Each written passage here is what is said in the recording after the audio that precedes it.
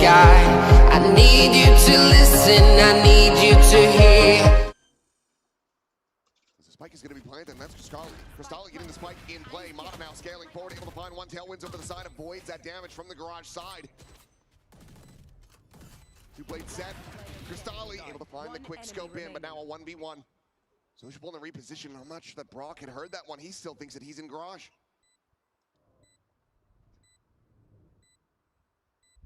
Now needs to play it quietly himself. Smoke will fall, and Brock gets them over the line. A 3K on the Odin, and NRG will take another step towards tying this up. It's a little bit messy, but they get there in the long run. The early round idea here, I think they knew exactly what FUT was going to be calling off that convergent pass because of that setup that Scuba has. Tucked into the corner, knows that that convergent pass is going to hit back sight, not on the plat. So he's able to just tuck in there, do some early damage. And it's Brock again, the hero with the Odin. I think the same setup that Scuba had run in the previous round, but they never went to that side of the map. They didn't scout it. They weren't conditioned for it at all. It ends up being brilliant. Now his own Hunter's Fury online.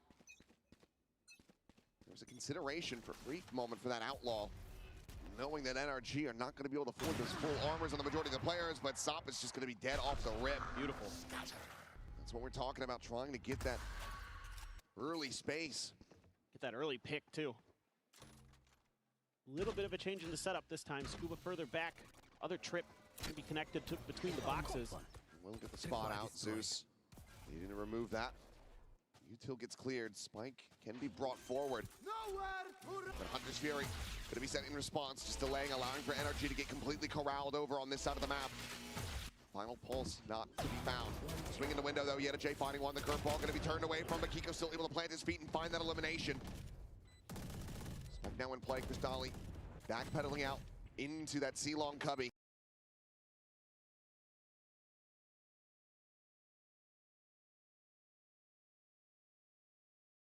Hunter's Fury can find value from here.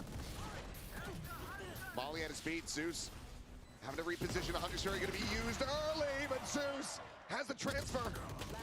Push the ball up over the top though, ends up getting picked, and now Kiko brings this back into a 2v1. A single shock dart, all that he's got.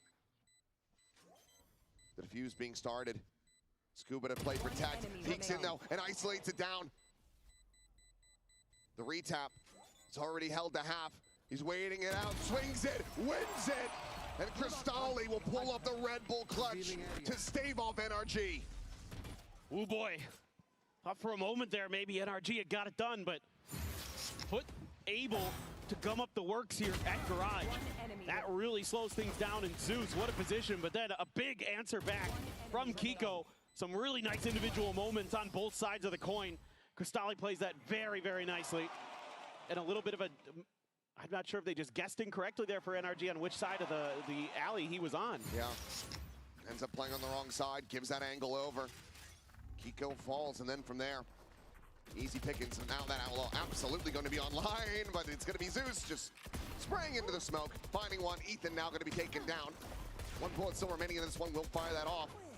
Tailwinds over to the corner, but now the neural tap's going to be invested. They try to make their exit, but Mana cannot escape. Brock blinded up, bounds around the back of sight, but Zeus is already there. A flawless round for FUT to now start to snowball this even further. He's almost got another convergent pass. Yeah, I mean, this is kind of making it a little too easy here for FUT, because you've shown this exact same play a couple times where you're going to try to scale up long A with a lot of players, and this time FUT has an answer dialed in. They've got the util usage to get the reveals. They've got the spam early because they suspect that that could be the play, just like they saw in a previous eco. They are absolutely correct, so they are not fooled in the slightest. What is effectively a triple down from NRG on that strat. Not sure if we lowered the lights, but Ethan's going to be asking for those to be made a little bit brighter at the moment. Has not been able to find any impact here. 0 and 7 on this Omen. A rough look of it. After being so solid on Lotus there. This time tucked into the back of sight. Sop has the blades available. Top end Odin again. Run it back, though, is going to be committed very early, and FUT say, okay, that's fine. We'll just let you come sprinting out. Ethan, though, okay, will be able to find his first.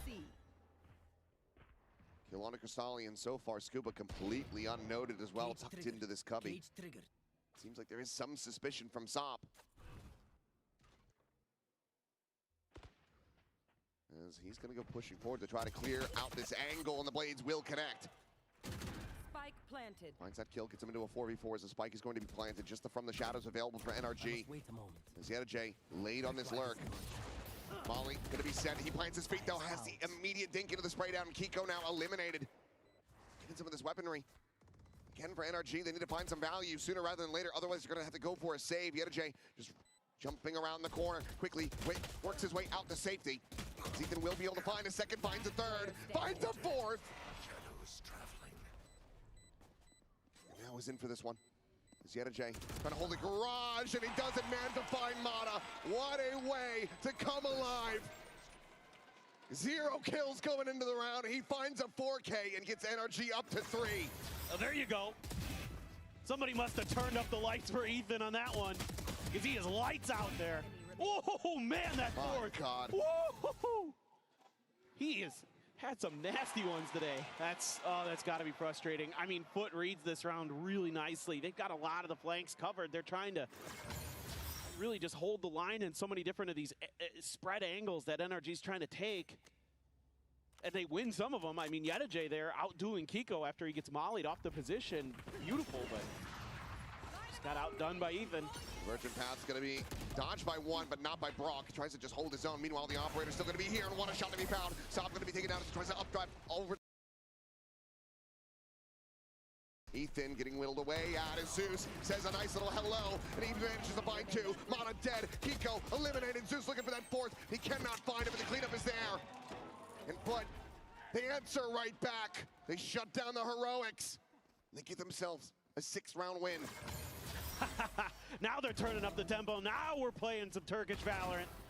Getting in their faces, and that's exactly what Zeus wants. Disgusting.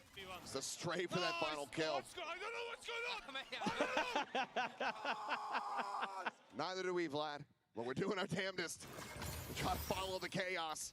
I will find you. If they're going to continue to replicate that, then NRG, they're not going to know what's going on either. Hey, if you don't know what you're doing, then your opponent certainly doesn't either.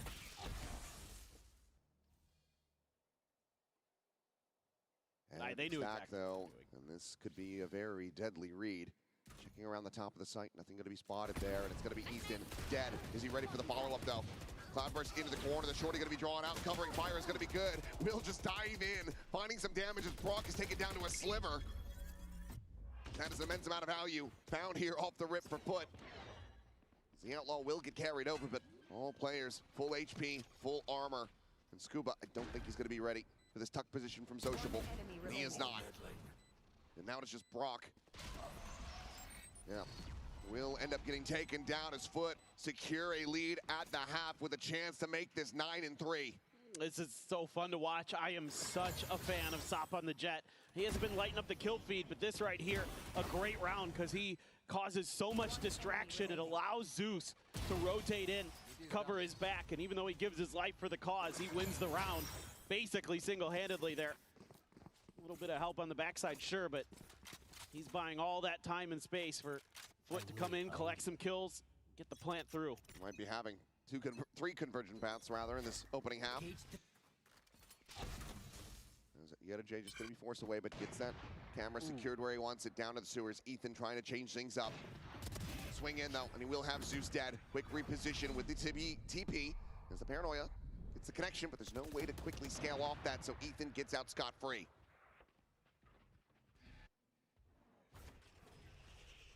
Nice little individual play. FUT though, I think, trying a different idea. Scuba's got the cam in there. Will be heard.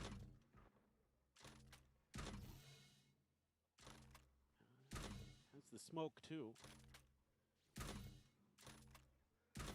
Trying to bait him out in the patience. Tapping it on a tempo here. As dive forward to the smoke and Sop will be eliminated immediately. That goes spiraling, the neural theft gets the reveal. The spike not planted, now stranded. And it looks like NRG still yet some fight left in them as Cristalli on that reload will be noted, but J out from window will keep his back protected. But realistically, what are you meant to do here? You would love to find some damage. 30 seconds But they just left. have this completely locked down. Sends a shot right between his legs. One enemy remaining. Eventually, will get fished out as Kiko gets that elimination. Now it's just down to J to try to stop this from being a flawless. That'll just go for the save himself, and it looks like that is going to 10 be the seconds choice left. at the end of it. Now, does face back in the mid, and Brock is able to find it. Some flawless established, and NRG still with a chance to make this a 7-5. Well, that's massive for giving themselves a really good chance into it, because they were looking poor in the economic sense. They were all down to less than 700 credits, so would have been a scrappy buy for anybody coming into it, but because they carry over all these guns, they get the flawless. They're going to come in with full armor, still have the op. It's going to be all rifles, full armor for FUT, who are flush with cash. A couple ults to consider. Kiko's run it back, Cristalli's, Hunter's Fury. Both Omens still have the TPs. Haven't seen anybody go for anything too creative with those, so maybe now's one of those rounds. There you go. TP to hell. Brock's not watching this. Sociable's been completely on red. But there, the reveal ends up coming through. Brock turns back, finds that kill. Gets himself another stop, is going to be eliminated. He's taken low, but not taken down. But the volume of response here from FUT ends up looking pretty decent, but Zeus is down to 1. 2v3. Quick reposition, but Zeus is still able to find Mata. The shot. Now he's got that ult. Try to slow them down on this reapproach. They're very wary about that heaven position. Hearing that Omen ult set, Ethan now going to start scaling his way forward. Spike planted. Molly ends up getting a bit of damage, but just a smattering found. J swinging out a little bit wider, taken lower, taken out. As Ethan will be able to find it now, it's going to have to be a 1 HP clutch from Zeus. Shots found, convergent path's going to be set. Swing, gets a shot, but it's eventually the spray from Kiko to deny the clutch. And what a monstrous one that it would have been, but NRG managed to scrape together 5 rounds. Does Brock bounce a recon behind him there to catch the vision? Might have done. Player standing. The fact that he doesn't look back and he's unable to find that kill. It ends up being everything for NRG. So halftime break now. We'll see you guys on the other side.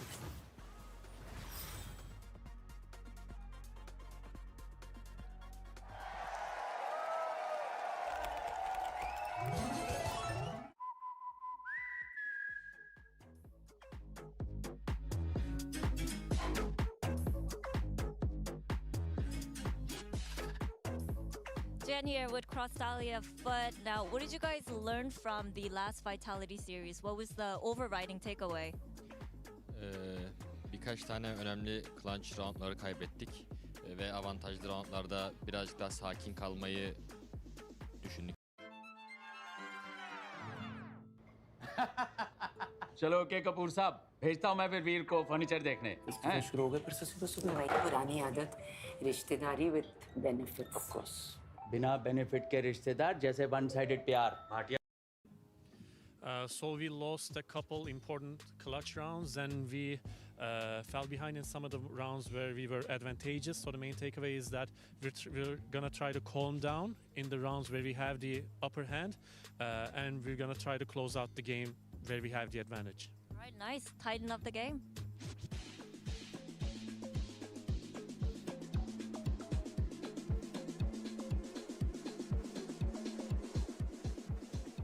Jen here with Scuba of NRG. Scuba, what have you guys developed in your game plan to kind of deal with the aggression and the fast tempo?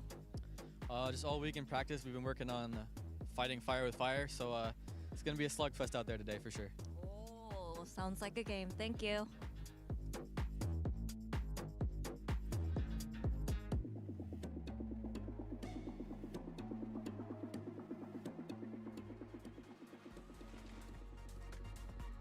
Now time to go into the second half.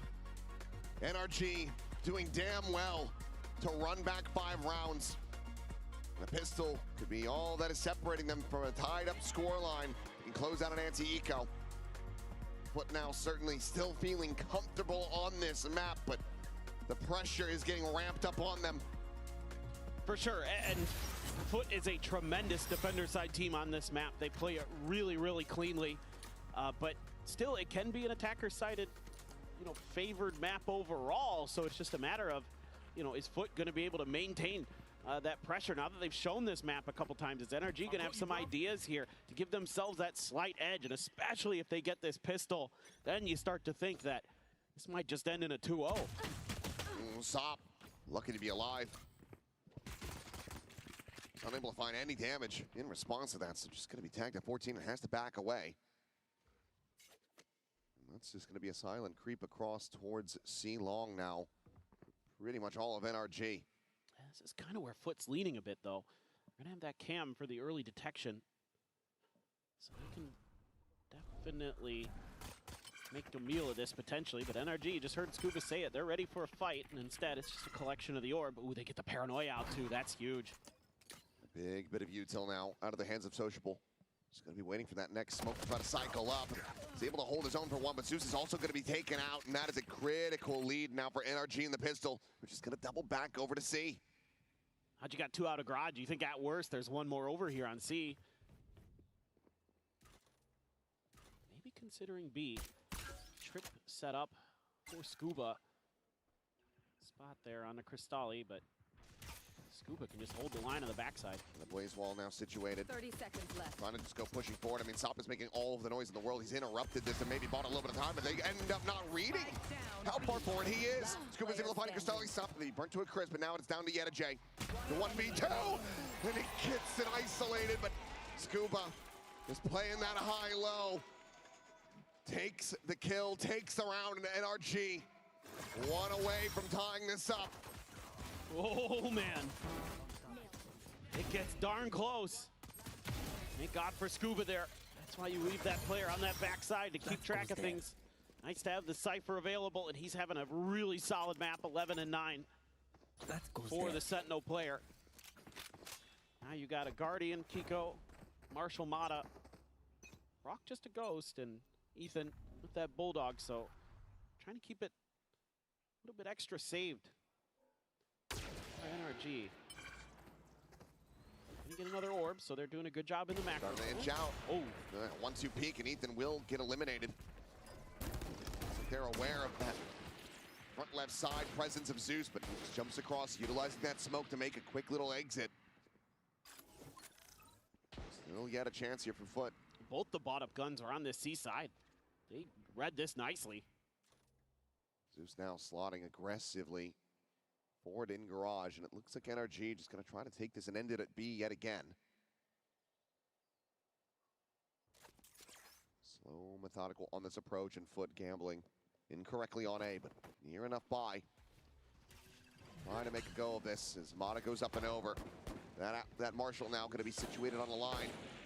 Check in towards that A connector. Zeus around the back, not given any sight lines yet, and the camera has not been toggled.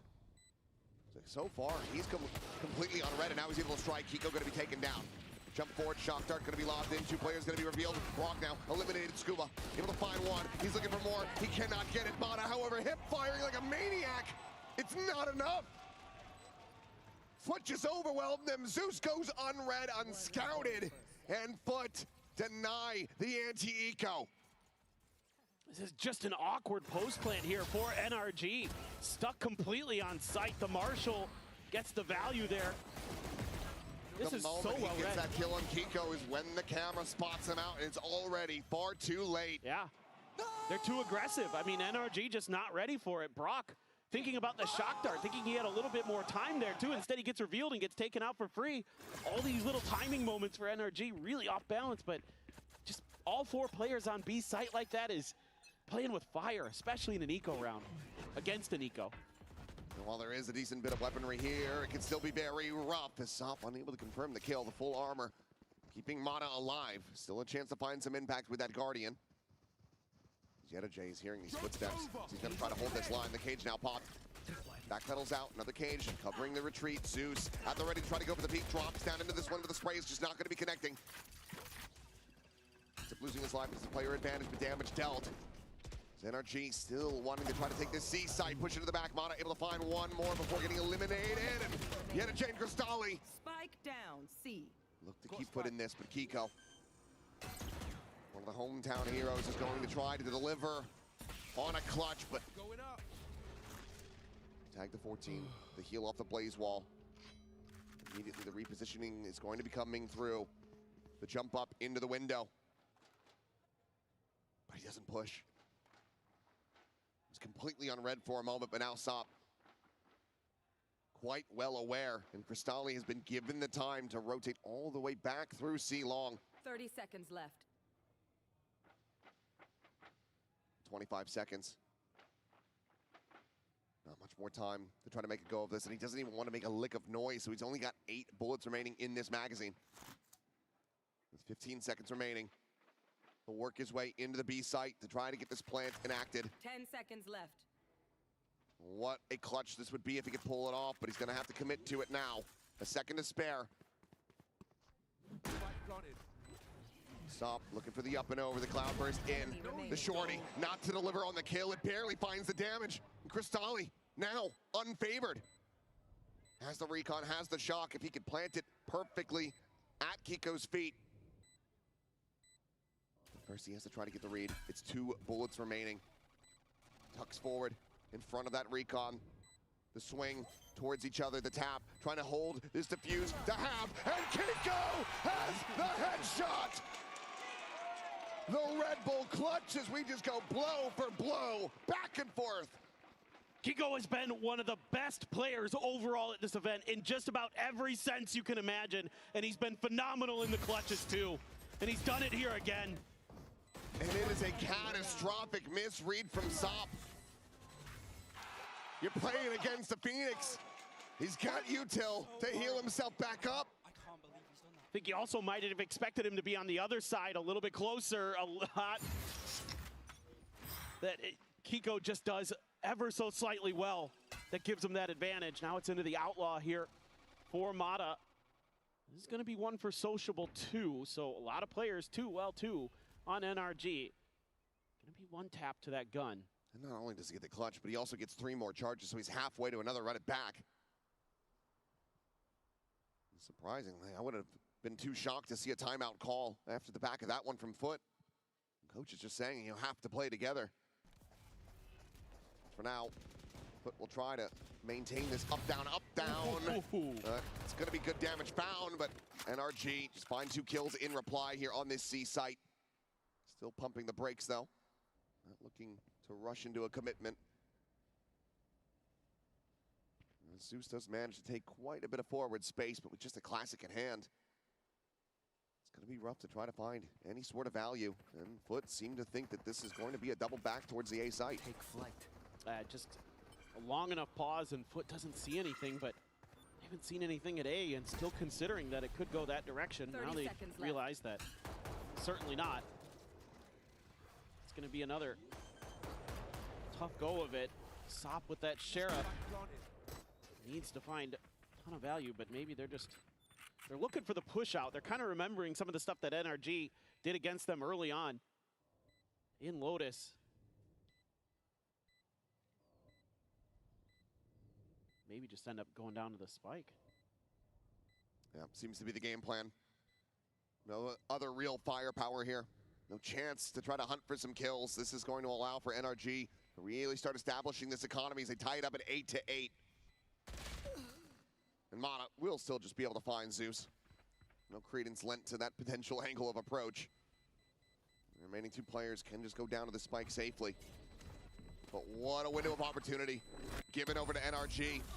And if this ends up unfurling FUT on this map, if this ends up being a 2-0 for NRG, they are going to be kicking themselves. Oh, that Kiko clutch will be the pivotal round. It will be the turning point, to say the least. Now maybe might be getting the FUT timeout. I just wanted to wait the eco out before they got into it. Wanted to go right into a rifle round. Some ults to toy with, some ideas here in the Coinbase win condition, but right now it just almost feels like you're giving NRG chances when you shouldn't. You know, you're playing really well, you get that eco win, And even going back to their attacker side, those last couple of rounds, you know, things go a little bit differently, and they can be in so far ahead of a position that, okay, well, you drop those couple of rounds, not as big of a deal, not as much of a concern, and now it's red alert. And they're aware that this is going to be rough. You see that outlaw for Scuba. Sop is going to be getting the operator online, and he needs to be able to deliver with this. And we need to see a little bit more from Sop. I mean, he was electric on the Jet on this map and others, so need to see him get that confidence back. You know, we saw the one round with some of the dancing, with some of the moves, but the style hasn't been there outside of that. Been a little bit of a muted presence. But Zeus, on the other end, has been outrageous. He has been incredible on that waylay. He's going to need a little bit more of that magic, maybe, too. Get those duelists really frying. That's when FUT's at their best.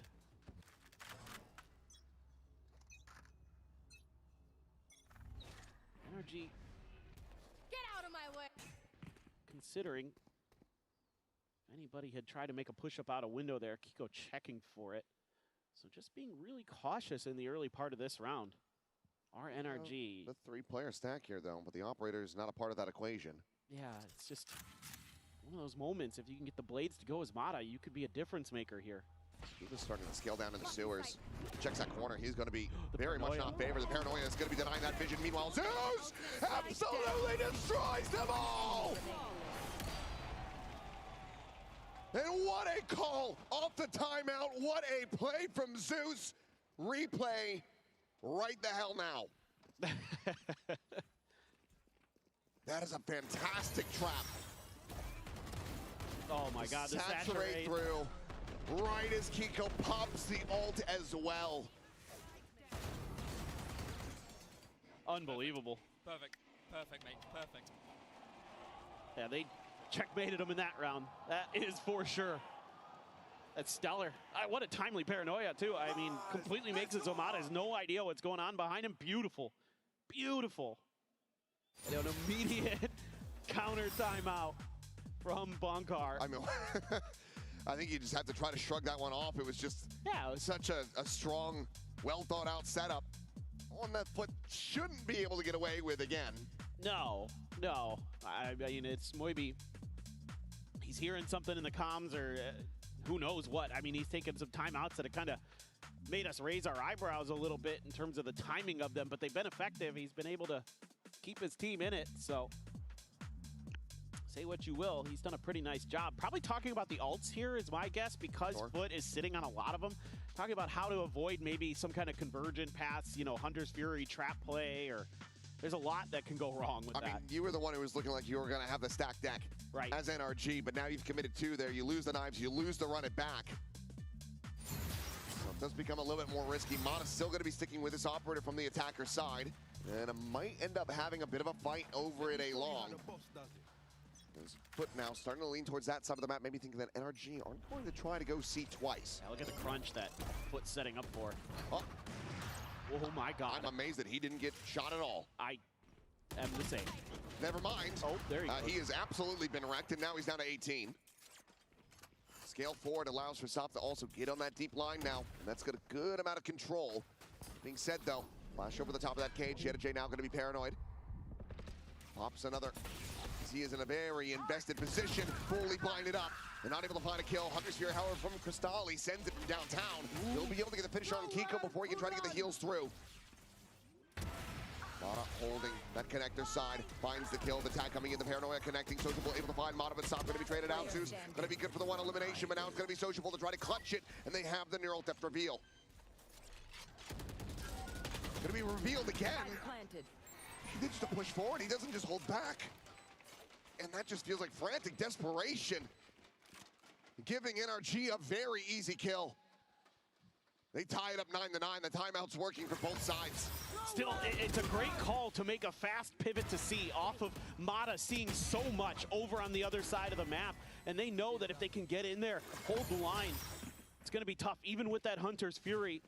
You know, the same problem now for FUT. They just invested 2 big ults, and they lost the round. So it's just back and forth here. Neither team able to capitalize off of those advantages. The round and the operator. TP forward. Ethan able to find Zeus before he can make his exit. Sop's only going to be good for one. Cannot hit that transfer. The takedown Brock just puts him at 55. Good rotation though from FUT. Trying to get their ducks in a row. As this attack will continue. The drone to lead the way forward. Sociable to tuck inside of the smoke here. But NRG, they're going to backpedal. Yeah, just that one player is enough. You know, with 2 kills already, if there's anybody else on A, you're playing with fire. That means that there's a possibility that they've already rotated in. So I think this is absolutely a really nice call. And Ethan does have his ult. Looking for a B finish again. Needs to clear the space, but smoke going up. Blaze wall, A connector side. Spike now to be planted. Dolly to play this one quietly. Thought maybe he would go for the double shock dart, but you say Sociable in and around the back with that teleport. But there's a camera, but no longer. Sociable is able to find Scuba. And suddenly, it's FUT that have the numbers advantage.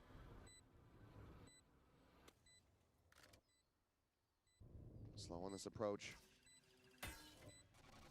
Recon sent the backside. Kiko unscouted by that. Finds Yeta J. Time now starting to bleed away as Cristalli has to try to clutch it. The push coming in. Finds the first. Trying to go for the defuse stick, but the time is just going to be gone. Ethan has him outdone. And Cristalli will have to backpedal out. NRG establish a 1-round lead, now up to double digits. And it's the foundational pillar of NRG here. Ethan able to get this round. A nice little counterplay to that push-up that we've been seeing from Zeus. Takes down one. Patient enough with Sociable. A little bit of an error there with the positioning to give Sociable the first after the TP, but able to recover and make the most of it. And then a nice smoke there to make it just untenable for the stick. And not too far separated, but final call for FUT. Now disadvantaged. Broke. So they try to figure out what they can do to get back into this game. They have the knives. Yes, they have that neural theft available. They need this. It will be a thrifty to go if they want to tie this up and stop NRG from running away with this. They need Sop to deliver. Yes. I really want to see some kind of big explosive play here. You know, FUT's been good off the back of their timeouts. They've had a lot of really good shouts into these rounds. So what's the answer going to be here? I wouldn't expect some kind of long A play because they've been trying that a lot. It feels like you'd be dipping into that well a little bit too much, but at the same time with the Blade Storm, it's a great angle, a great opportunity. You know, if NRG commits to that fight themselves to maybe do some serious damage, it's like maybe a B push out. Or could just sit and wait. It's like they're gonna really spread the map here. Maybe a crunch towards mid. Could just be a walkabout from Sop. Double peek from Garage, trying to isolate a pick. Standing ahead. Paranoia sent very early as Sociables, trying to take some space. Cage gonna be popped. Won't get a reveal off that one, and they are very suspicious about his location. TP's out. It's gonna be a smattering damage suffered by that shock dart. Another smoke gonna be cycled in. Spada here at backside instantly. He's able to dispatch Cristalli, and that's the Vandal now on the floor. Swing out though, Sop able to find one. Needs a hell of a lot more! Comes away with 3! Hasn't been able to recover the weapon, and Scuba so close to death. Neural theft now. Invested. Right click attempt, no. One to the back of the head. And they know exactly where Scuba's at. Sop. What a way to rally back into this round. Weapons recovered and on for an ace. And Scuba will look to try भाई to pull off a Red Bull jet clutch. भाई गलत मारा भाई jet ने भाई. The crowd starting to cheer for it, wanting to see this ace confirmed. The reposition. बहुत गलत मारा भाई बहुत. And it's going to be able to shut it down. Scuba isolating, finding more damage. Yeta J now tagged up. It's still 20 seconds to try to play with. They will just set up a high-low. And the MasterCard Thrifty will be found. Just ridiculous. We've been waiting for Sop to come alive. And this is An unbelievable blade storm. Nice tee up there with the saturate. That right there is बहुत gorgeous. गलत मारा बे, बहुत गलत. Just simply stunning. If there's one way to get the blood pumping, that certainly is it. Now, shop. This is far from over. The money still there for this buy. No outlaw for the half armor punish. As NRG gonna look to try to make this very aggressive. Look at the fast rotates here, though. They're just stacking this one up, and NRG immediately have to pump the brakes. Call a cancel on this push. I love this, though, leaving Brock behind. Probably leaves an extra player over here for FUT, potentially, but they have kind of read into this nicely. This is good macro. I have the spike. Putting the 3 back over to CB. A couple SMGs, though, going to be in NRG's hands, so may have them pondering, perhaps, he is going to be a little bit more tenable. Bought out onto the jet. The up and over from Mata. Not able to find a punish quite just yet. Will force a reposition. Tailwing over into the corner. Spike gets planted and Sop ends up getting fouled. Zeus now eliminated the duelist down. NRG looking to steal this one away. J scales forward. Is able to find Ethan. Opens up the side a little bit more for them, but the counter spam is going to be brutal. As the shock dart into the corner, ends up taking them low, but Cristali just doesn't have anything else. Util gone, but Mata out of bullets. Peeks in, ends up losing his life, but Kiko now the run it back. Want to be immediately invested, immediately shut down as Cristali finds a headshot. The push forward, Kiko eliminated. 1v2. Cristali trying to do it all. Finds the first. But the time again, it's just being bought, it's being drained, and Cristali has to make his exit. NRG persevere through the round, and they once again take the lead. I mean, I'm still thinking back to what Scuba said in the interview before the match today about how they just want to brawl. You know, we know that FUT's going to bring that fast tempo, that aggressive style, and we just have to match it, and they do here, just barely, but they do. Able to hold the line on the backside. Slugfest was the term that he used. It's like, it was that. This is a mud fight. Hey, you can have a slugfest in the mud. That's true. This is gonna be fun. Oh, man. Again, now look at the buy. This time, not with those knives to try to rely on. Right. 2 sheriffs alongside these vandals. I mean, both teams' economy not quite stabilized. Even NRG has to buy down to a Bulldog to get full armor for Ethan. And Walkabout not going to be able to find anything. The drone just going to be cleared by Mata. It's typical positioning for the start of the round, so this doesn't give any real information over to FUT yet. Trying to show a little bit of a different look because they've been giving up some of the sewer space early to NRG. FUT maneuvers. Sop down in there. Try to see if they could catch NRG sleeping. Trying to push and try to, you know, open up the space for those rotates. Instead, NRG just cut sound. They just want to slip on through towards C. Drone will give it away, but oh, are they going to be ready for this fast reposition? Well, the smoke is pretty delayed, so they're already going to be able to scale forward. That camera again situated. But does Scuba tap it is the question. Zeus has maybe slipped the net. Yes, he's managed to work his way forward into the garage. Spike planted. Attention on the one. So attention can be tied to this angle, and Scuba's just going to be looking to hold this line. But Mata now going to be caught. Anticipating that counter swing, but not from Scuba's position. So he ends up falling. The flash connecting the neural theft going to be invested. Player positions now revealed as Ethan holds them back with that paranoia. Kiko taking point is going to be good for one, but will get traded out. Scuba now going to spam down. Sociable able to find that kill. Sop cleaning up Ethan now into the 1v1. The tap, and Brock is going to be waiting for that confirmation. The hold up to half. And now can try to play the time. But Sop hits the headshot. The defuse is in. What the and fuck tie shot it 11 that was, to 11. Oh, what a hero. Couple big rounds here. FUT still in this. Tie it back up. This is just, again, absolutely scrappy. Just trades back and forth. I mean, you got to give both teams credit in that regard where everybody's in a position where they could follow up off of each other. And so it's really well coordinated on both sides. NRG saying, hey, ease up. But the problem for NRG is the money.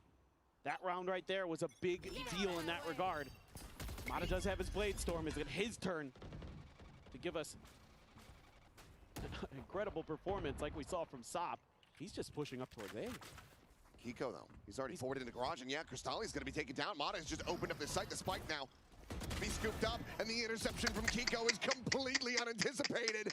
NRG. दो बंदे खा गए भाई वो उनके अपने eco में. He's made noise around the back. They're just going to look to multi-face to take him down, and they will be able to do just that. अरे what the fuck cannot let the भाई. shots. And Sop now needs to be the hero again. That was a ghost. He's reading the pivot. अब सब पे gun है. But does he know? Kiko setting up this blaze wall, could have made his way into the site. He's got to try to clear it out, and he cannot. It is a MasterCard thrifty.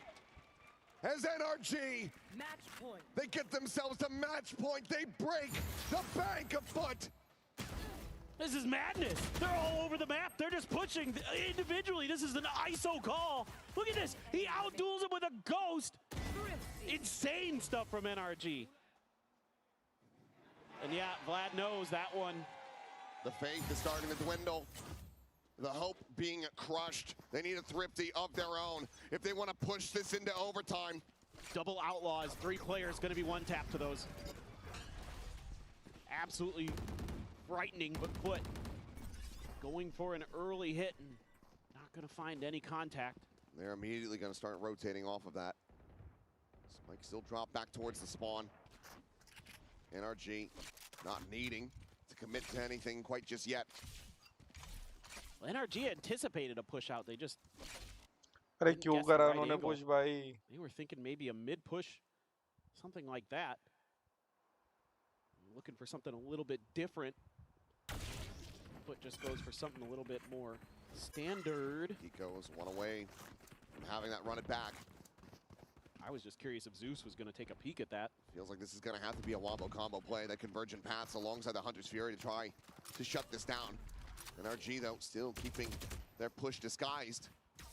Some noise made out in the mid. Tripwire going to be cleared by the shock dart. Just trying to create as much confusion, as many question marks on the map as they can. Going to be sent. Sop to be spotted. 30 Hunter's seconds Fury is going to be called in. Cristalli trying to peel back some of this pressure. Scuba lurking forward. Sociable there on the corner. Find a little bit of damage. Ooh. Meanwhile, Yedijay, the push out of garage. He looks for a little bit more, but now sees another player has to backpedal away. The turn of the flash. Sociable able to find one. Kiko going to be shut down. The spray and pray from Yedijay is able to find Scuba. And FUT manage to persevere. This map, this series is not over yet. London, strap in, because we're going to overtime. And we're getting our first one here, Masters London. Our first overtime of the event. Hard to imagine it took this long, but 10 seconds left. this is exactly what you wanted to see. FUT just mirroring the rotation so nicely. NRG trying to do everything they could, but to create a confusion on the map. But that clear of that trip kind of gave away the script a little bit, maybe. That's okay, because had a couple opportunities. It's going to be FUT starting on that attacker side. Both teams going to have 7 in that regard, so slightly favored. Mata, glass cannon. Shot dart misses. Brock going to have to re-clear with the drone. Going to see the waylay. That's a lot of info, because generally where Zeus is, there's going to be some more members behind it. Drone as well. They are stacked up. This is going to be an absolute mess of a brawl, and it's one that NRG are coming on top of. Sop and Suits immediately dispatched as they get eliminated. And now FUT going to be scrambling, scratching their heads, wondering where in the hell they can find success on this map. What a setup there. Having that extra layer with the tripwire completely nullifies that hit. Now you're going to have to play for retake, it seems. Don't anticipate that Kiko's going to want to take a fight, other than just make sure they don't push, they don't take any extra space. But how do you try to fan out from here? Still 2 away from a Hunter's Fury. Deep angle not going to be great. The tripwire will alert the initial start of this flank. Still have another one set up over at C long, so it seems like with that in mind, they're going to just try to play within the site itself, take these fights up close and personal. The 3-player approach from Garage. Paranoia going to be sent out. Yedijay blinded up, but not at risk. He can turn a curveball. He could find success, but Cristali able to find one. Tucks back. NRG comes away with two. Remaining. Sociable finds a shot, and now it is all down to Brock. They're trying to What find the fuck, boy? What the fuck? The 3v5 to convert it, and FUT now are up to map point. Patience pays dividends here. That's his own smoke. That's really nicely thought out by Sociable to give him a little bit of an extra angle and an escape valve there so he can continue to do damage. And he does just that. भाई 3v5 निकाल गए बे. And it's going to be a quick pump. The brakes have been pressed. NRG going to quickly take some time to talk this through. You only get one here in overtime, and they immediately want to make sure that this attacker side round is going to be something that'll at least keep this overtime alive. Oh, and what a map this has turned out to be. NRG with a timeout looking to try to get that reset. Spoiler alert, looks like SOP gonna be going for the same thing here. That glass cannon operator currently in hand. NRG with an Odin. They want this to end. They want to take a breather, to go to Fracture. And try to close it from here, but for NRG, they need to rally back into this. Get themselves up to 15. They want to close this in 2-0 fashion. Well, it's been a lot of different looks that NRG has shown on their attacker side, so a little tough to kind of guess initially, but FUT gonna hedge their bets a little bit, putting the Cypher util across A, B, and Garage. So they're trying to see if they can garner a little bit of information. NRG trying to see if there's anything. Nothing at long A, and they're walking maybe into a trap. Gonna fall back here. Oh, Zeus, he's gonna have to strike very quickly here, but he's gonna be taken down. Mata's able to find one, but NRG with that Odin, able to deliver 2 kills. Backpedals away off that blind. Meanwhile, SOP just checking forward. Still has that operator, gets himself into a rough position, but will be able to jump back. And Akiko, he's gonna jump up into the garage.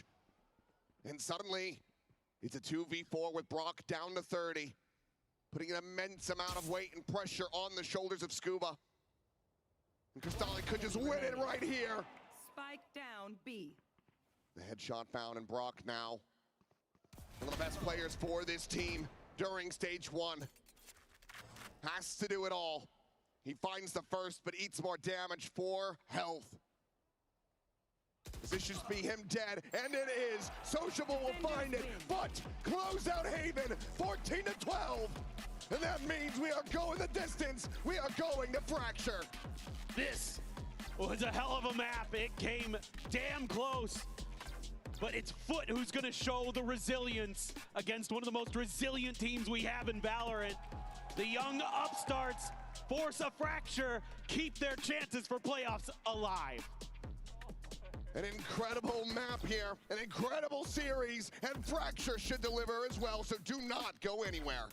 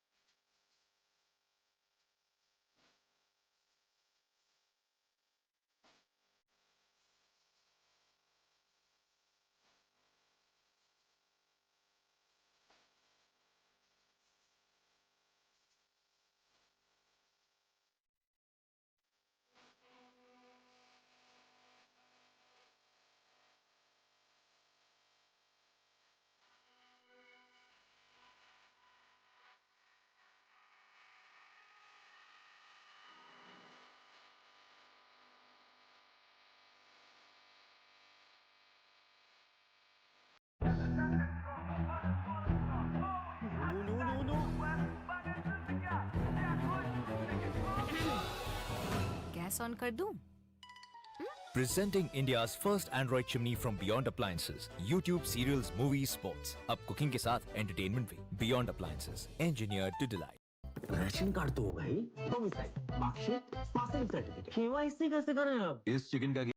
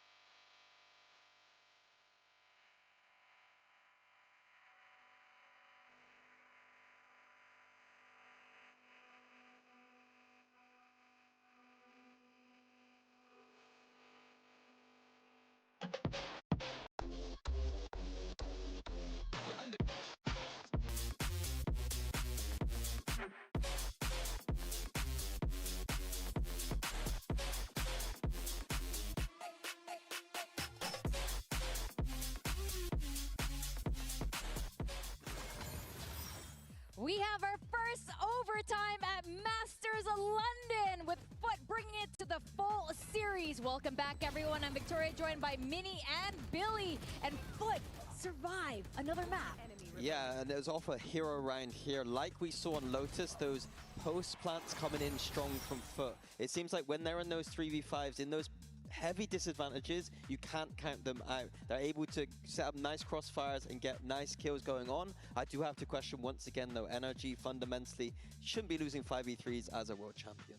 Well, I mean, Billy has an argument for this. I do. With FUT. Oh, yeah. The FUT believer? Yeah, I am the FUT believer, but I think that you could definitely see the preparation coming into Haven. They're probably actually not super happy the fact that it ended up going to overtime, because we saw how great they looked on that map previously, but I think the fact that they were able to close it out when the pressure got to that much, you know, we'd heard from Vlad previously about how, oh, we should be winning this map, we're not quite being able to close them out, but this time, finally being able to close that out, hoping to go into this third map confident. Now, Sop was a little bit quiet in the earlier part of this map, and he ended up stepping it back up. And Cristali is another player that also was super impactful. Yeah, it seems like every time he's on Haven, he's performing well. Some good clutches there for him.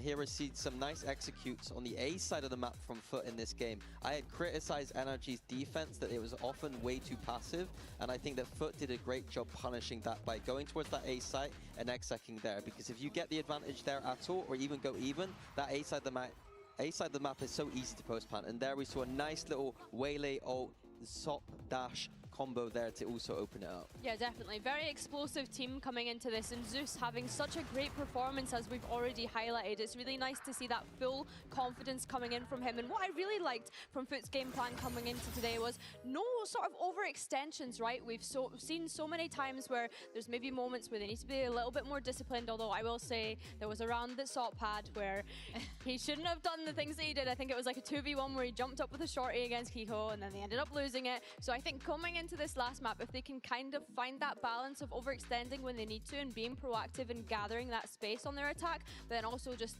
taking it back a little bit and remembering those protocols and being able to have that kind of discipline. Now, you mentioned this is Cristali's map, but Zeus absolutely on form. Yeah, in EMEA, he was playing a lot of Phoenix. It wasn't going so well, but they managed to find the waylay, and the waylay for him has been phenomenal every time he plays it. And it's just beautiful to see. He's been up there with Sop. We said that Sop had a bit of a quieter game. It doesn't matter this time around, because at this event, Zeus has been performing. It's not just been the Sop show. Zeus has been up there with him every time. And let's not forget, Zeus was part of this roster from kickoff last year, so he's been there from this older generation of FUT to this new era of FUT. And I think the way that he's been able to settle in and also have a greater performance, I think, ever since the arrival of Sop, we're really seeing that confidence come through from him. 262 ACS on that waylay. It's been really impressive for him to come onto this global stage and have the performance that he's been having. What I really like is you were pointing out the very different styles these two teams have approached to this, but it has been neck and neck every single round for both maps. Yeah, exactly. I think that, once again, criticizing NRG on that defense side for doing a lot of flood rotations rather than pushing out. Again, on Fracture, that's something I'm also going to be critical of. They like to play some kind of flood style once again, and I don't think that the map theory wants you to do that. I think that it suits FUT's style of play a lot more, in the sense that it's all about pushing out and being proactive. Holding these sites is extremely hard, and so going onto this map, that is what I'm also looking at once again for NRG's defense. I think for FUT's defense specifically, because that's the side that they'll be starting on, I'm looking at how they're going to make improvements in comparison to how their game against Vitality went. They only managed to win 4 rounds on the defense there. However, in saying that, the defensive protocols that they had against Full Sense in the very opening series was really good. As we mentioned, taking control of those extremities, Sop and Zeus being the star kind of players in terms of that, but then also Yetajay being such a great site anchor. I think what it was is that FUT are very aggressive on defensive Fracture, like I'd love, but Vitality had the read. They just sat back and wait for it. I think that it's about FUT not being so one-dimensional about those push-outs. I think it is the way to play the map. It's just that you can't just do it so obviously. Yeah, don't just be taking A main space. Give us some bridge crunches and things like this. Not just pushing out of one avenue, but actually gathering that and just denying information from NRG as much as possible. You don't want them to be getting into these post-plant situations. It is also a map where that Jet, I do think, has its weaknesses. When you want to push out on this map, you want to have those raise satchels, you want to have that neon stun, you want to have ways to trap people in. And the Jet doesn't provide that. And so to me, it ends up being about Sop's individual form. If he's just pushing out, he's going to need to win aim duels. And then the last map is a little bit quieter. He cannot be quiet on this map. Well, because of how competitive it is right now, every single player is going to be needing to step up for Fracture. Yeah, exactly. Zeus swapping, well, he's not swapped, but he's on the raise right now. I'd love to see him honestly play the Waylay on this map, but he has been decent on the raise. Yeah, I have to agree. And then when we look over towards NRG's side, we're going to see Mada picking up that Waylay. I'm intrigued to see how that looks. We also see Brock being on this Brimstone. Now, this is an agent that he's been having to pick up across a couple of maps. Of course, we're very much used to this man on your screen right now being on that Sova, being on that Odin, but has started picking up the Brimstone, the Vise, and whatnot more recently. The attack side for the Waylay, it's strange that he's not got too much support here, but look out for him dashing into tower, and then if there's nobody there, he can continue to go onto the site and they don't have to use much utility. If there's any danger in tower, he can just saturate right back, refract right back out. And on the opposing side, it is usually Yetajay that is being a little rat in tower. We saw it so many times in their series and on Fracture so far throughout this. I think Kiko on the Phoenix, this is the map that Phoenixes love. You've got 4 orbs on the map to farm. Kiko has been farming as well as a player. I hope that he's able to get a lot of ults on this half. He could be the defining factor about going into this playoff. Yes, that's right. This is for playoffs. This is a do or die situation here. This is the last life for these teams to move on. So FUT or NRG, they really want this NRG. Reigning champs, so much experience. You have so many expectations of them. Minnie, you've been a little bit more critical of them, but as you should be for a team that's already won a huge trophy versus a Turkish team who's really trying to win it all for the very first time. Now, fast, aggressive teams, they work well with momentum. So is FUT going to carry forward in this map, or is it going to be NRG continuing into playoffs as we send it back to our casters? A third and final map to determine it all. It's best to simplify it, to boil it down, a best of one to determine who moves forward and who makes their early exit from Masters London. FUT pushed to the brink to manage to make it the Fracture. But will that momentum build-up be enough to carry them forward? They've been good in the pistols. Let's see if that continues or if NRG can still come out on top. Looks like, again, FUT looking for the north side crunch. Throw out the haunt, but there's nobody there, so they immediately turn their attention back over. Zeus looking for that clearance here, but a bit of damage going to be found, but he cannot take down Ethan. Meanwhile, the push forward into Canteen is looking strong. NRG able to find Cristali and Sociable, and Sop will be able to find some kills. Sop off camera, coming away with 2. Does get tagged up. Hot hands layer down onto the floor. Kiko able to get some healing in. Meanwhile, Sop, though, rescaling, and the spike is going to be ushered toward the north side. He will look to make this an A-site plant, but he'll be able to get the spot out. Kiko now picked apart, and it's just Scuba with 16 health, doubling back through Arcade. And this just looks nigh impossible. I mean, Yedajay completely untouched. 2 players would go down to a single shot from the Sheriff, but how are you meant to isolate when you're just so outnumbered? Finds the first, and will get some damage in, but cannot get the follow-up. FUT will find another opening pistol. Now, this is going to be one that maybe NRG ends up kicking themselves about a little bit. They just keep pushing through, and Sociable, Sop holding both sides here.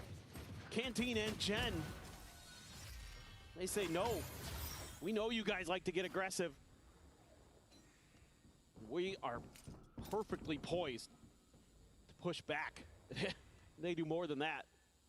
Huge, huge win here for FUT. The defender side, I think, a little bit wanting against Vitality compared to what we saw against Full Sense, but I think you got to kind of take some of those lessons you learned from Full Sense and just take some fights. Look for that up and over. Yedajay ringing out a shot. Position going to be known. Cage pop to push forward though, and Kiko not clearing out that back corner of the site. The spike now going to be on the floor. Sociable looking for a little bit more. Will end up falling, but it's just Ethan dead. As Yedajay will find himself 3, and FUT get a very clean anti-eco. Exactly what you needed. Some pretty quick rotations over. Hold of the line on the site. So FUT well poised to do some more damage potentially on this bonus. They're going to be carrying a lot over. Tremendous work there by Sociable with the Bulldog. And Yedajay, so good. He just always seems to come up with these big multi-kill rounds when FUT needs them. That one right there, just really clean. It's another really strong start for Sociable as well on Fracture. Trying to get that orbital strike online very quickly. Good point. Seems like NRG wary of a potential Southside crunch. Yedajay is going to go on a walkabout. He's going to continue to scale forward. Slotted here against the wall. Toggles the camera. He's able to spot it out. And they're not going to have the read at all! As Yedajay finds 3. The Neural Theft spotting out the 2 remaining players. But FUT now so well favored to convert this bonus. Cristali pushing forward. The tripwire in position. Is Kiko going to be one away from a run it back? He can find one more kill. Might feel like he has to commit it, that he can commit it into this round to try to get the conversion, but he will not be able to find that elimination. Scuba trying to isolate them and pick them apart, but he cannot. 3-0 start from FUT, and it looks like that momentum has indeed carried forward. Well, he does it again. Another massive ulti kill for Yedajay. And they just don't quite read off of that cam. He's got so many tricky setups. You know, the desk was talking about, Billy was talking about how annoying he is in tower, but this one catches him off guard as he slots forward. And he's so annoying on that Cypher. Every piece of util, you never know if there's going to be him or somebody else playing off of it. Now you can go into the Outlaw for Sop. They're going to buy a little bit of time there. Quick haunts exchange, so FUT going to be pretty well aware, and they're going to be quickly rotating up on the north side. A quick spot out, double dash up in a tower. It's a very fast wraparound for Mata. As Cage will drop, Ethan going to be spotted in the corner. Tagged up, Cristali just holding down M1, trying to find that elimination, but it's going to be Yedajay just running and gunning to find the enemy IGL. Spike brought forward onto the site, but no closer to really getting this plant enacted. They're going to try to commit for it now, but the players are just getting picked apart. Planted in the corner, and Brock will just be able to find 2 kills with a right click. A little bit of damage to try to slow down this balloon of the economy, but it's still going to be that 4-0 start in NRG. We might be looking at another early timeout call from Bonkar on the other side. Yeah, I would think so. This is just really good stuff from FUT. They're so fast to rotate. They're so fluid on this map, and that's exactly what Fracture needs. That's what defenders need to do. One of the things I kind of was worried about with Bambino. Yeah. Feeling confident that they have the read. Absolutely. But one of the things that some teams kind of rely on in this map is like holding the line with the Cypher and the Brim and doing things like that. And I think FUT got a little too passive, gave maybe Vitality a little bit too much respect, like what we're seeing here. Making those early reads, making those aggressive push outs to try to get info quick. They're doing it again here. Deep haunt at tree. This time, NRG So try to confuse them by going to the other side off of that. See if they can find any purchase, but Trip here. Set up for J to give them a little bit of extra info. Mata calling it out. Kiko already has his ult, so doesn't need the orb. Stop at the moment, staring in towards halls. As there's the tripwire cleared. J to try to keep him protected. Sop's just gonna be tucked into the corner now, scouted out, spotted. Slips the net though. He updrafts up over the top towards Dish side. Meanwhile, it's just gonna be a 1-for-1 as J does get taken down, but Sop is rewarded. The snap back on the ultimate. He found Kiko, but Scuba will be able to find Zeus. Intercepts him now, swap of the weapons as the spike gets planted. Ooh. That wasn't even a snapback. Either way. Stolly picked apart. It's just going to be 3 players strong over in halls.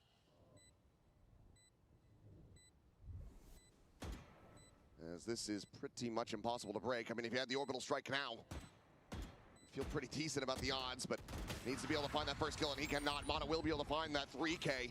The operator able to be carried forward, and this was a big all-in gamble from NRG that ends up paying off. But it almost doesn't. What a play here from Sop. I mean, yes, NRG gets the round. Nice work by Mata to lock down the post plant, but that maneuver there to deal with the Phoenix ult, dude, oh my God. That was incredible movement from Sop. It felt like that was going to be the round-winning play, but yeah, NRG still able to persevere. Their own orbital strike now going to be online, as well as a Nightfall. And Mata's one away from a convergent path.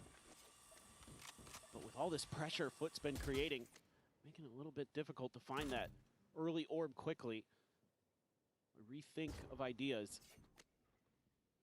Of course, with that op there as well.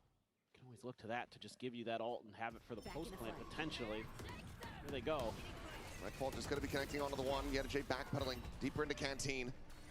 Spawn clears out the rest of the site. Kiko eating a bit of spam early.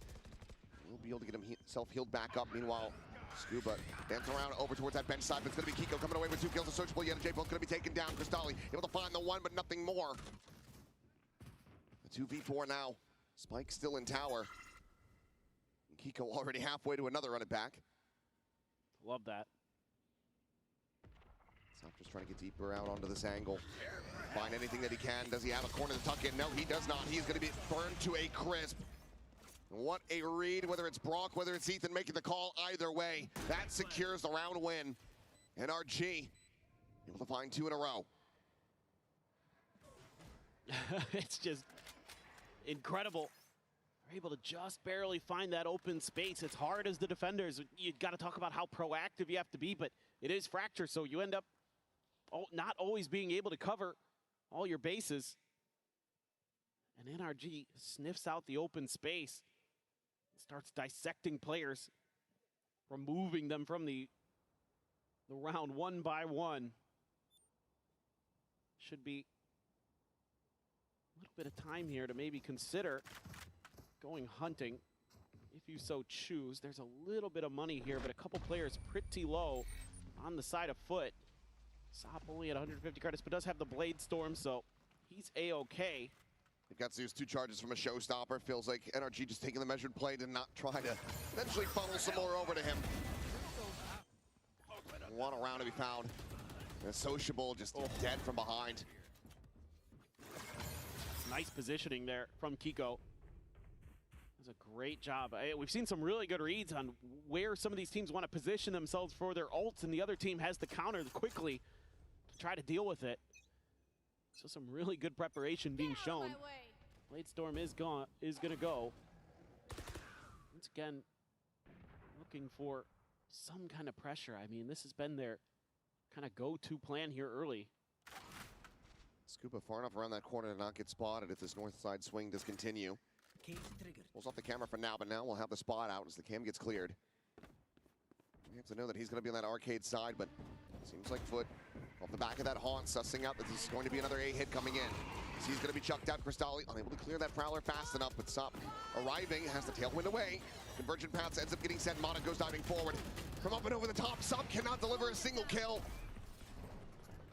Only a tiny lick of damage onto Kiko. Zeus has arrived on the scene.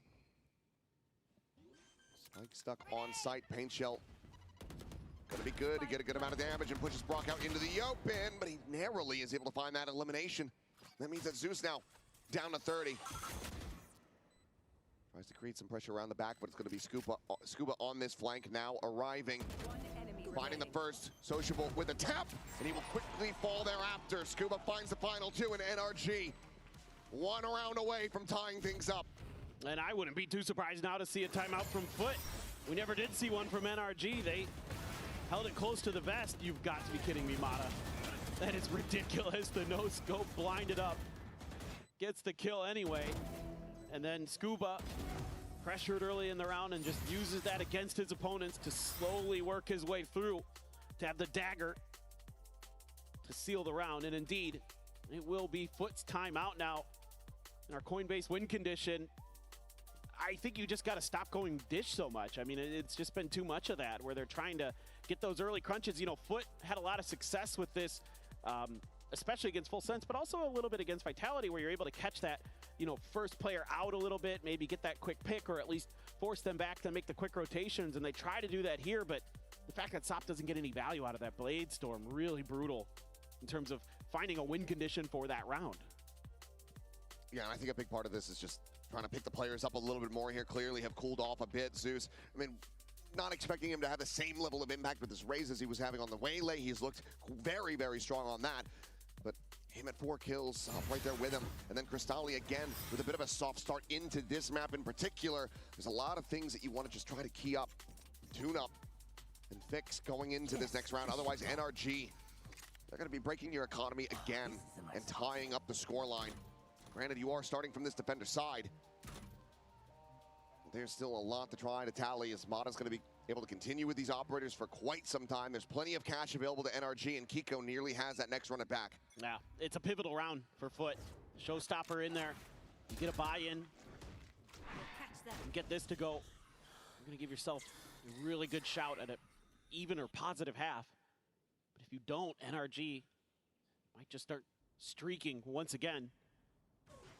This time they're aggressive on the south side. I like this. I like this a lot more. Look at this deep trip on B, too, from Yedajay over at Gen. Oh, face forward, and Sop will just immediately find that kill. Trip is now going to be cleared. Mata checking back that operator at the ready.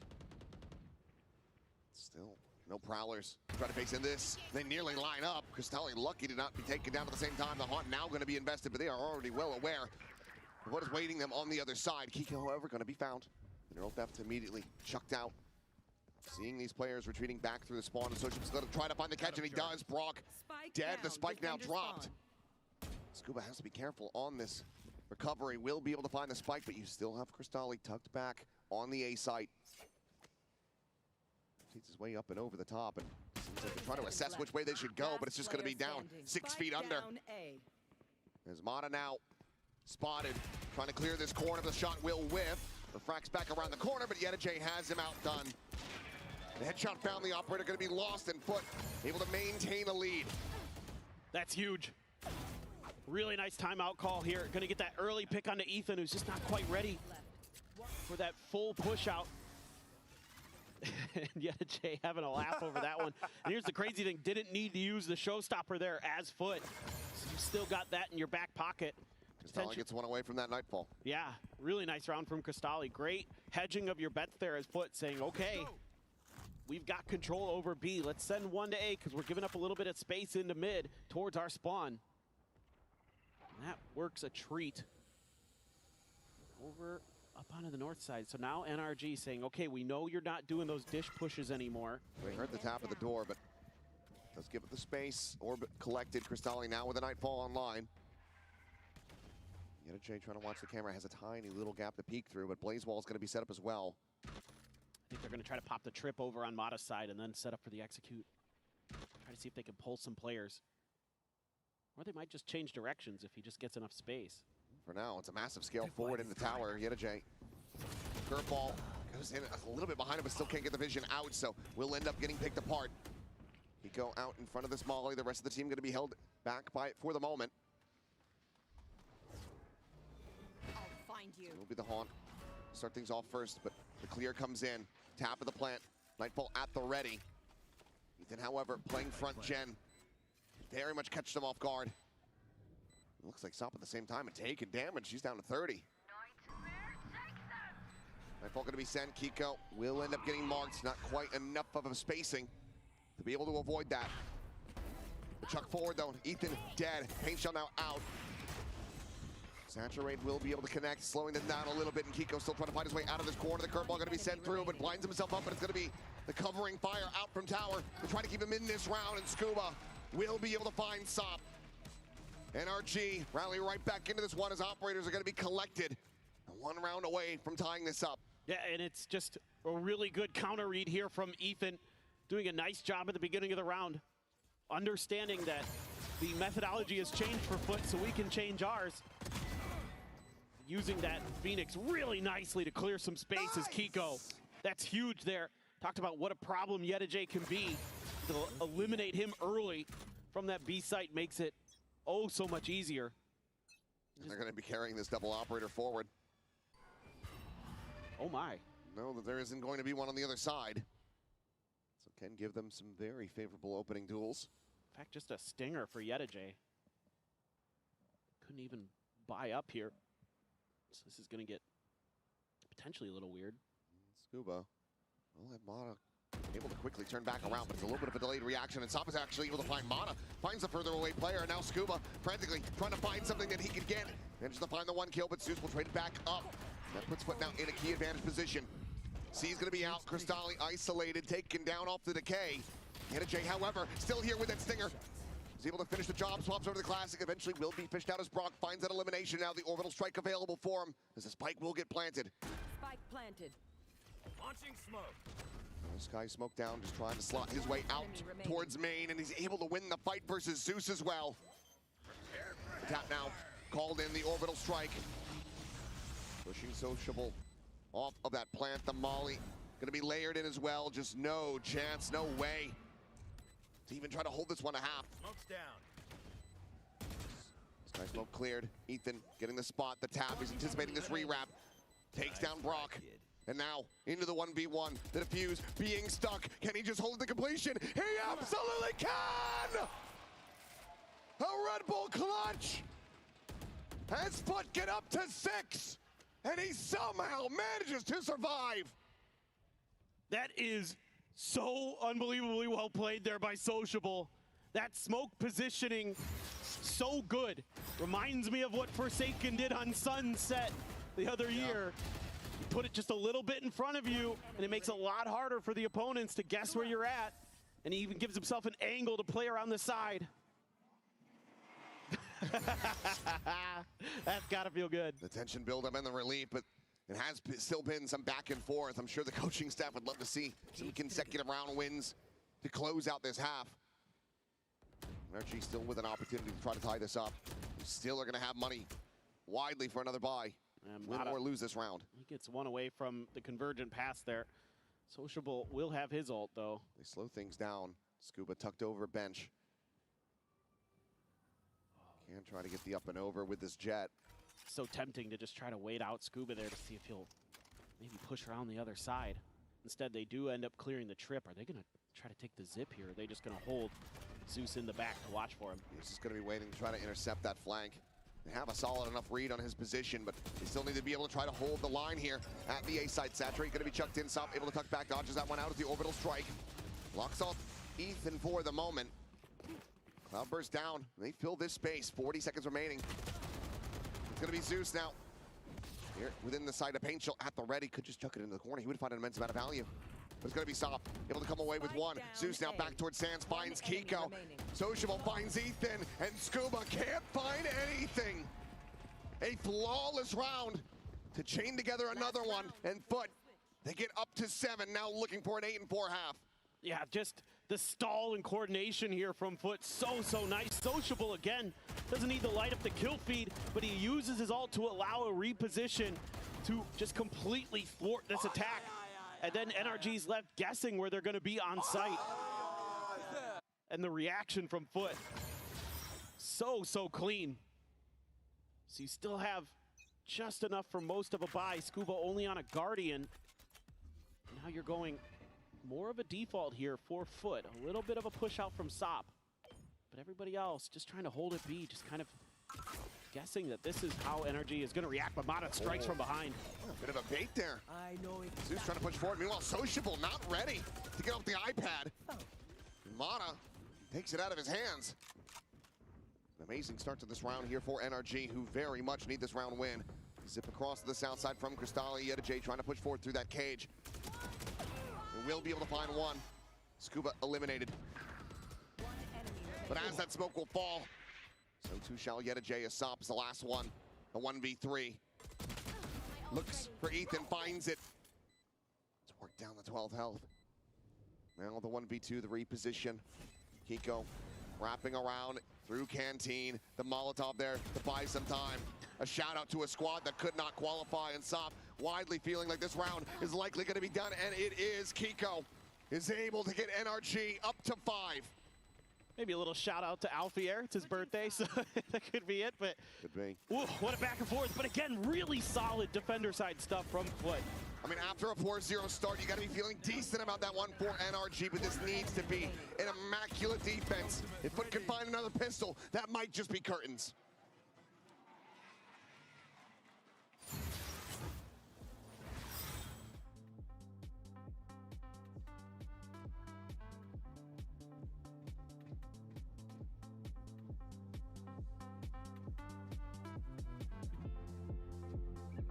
I saw that Hazza was co-streaming today, so I had to come and say hello. How's it going up here? Yeah, it's good. You know, it's a little bit more relaxed than being on the broadcast, but I'm enjoying it.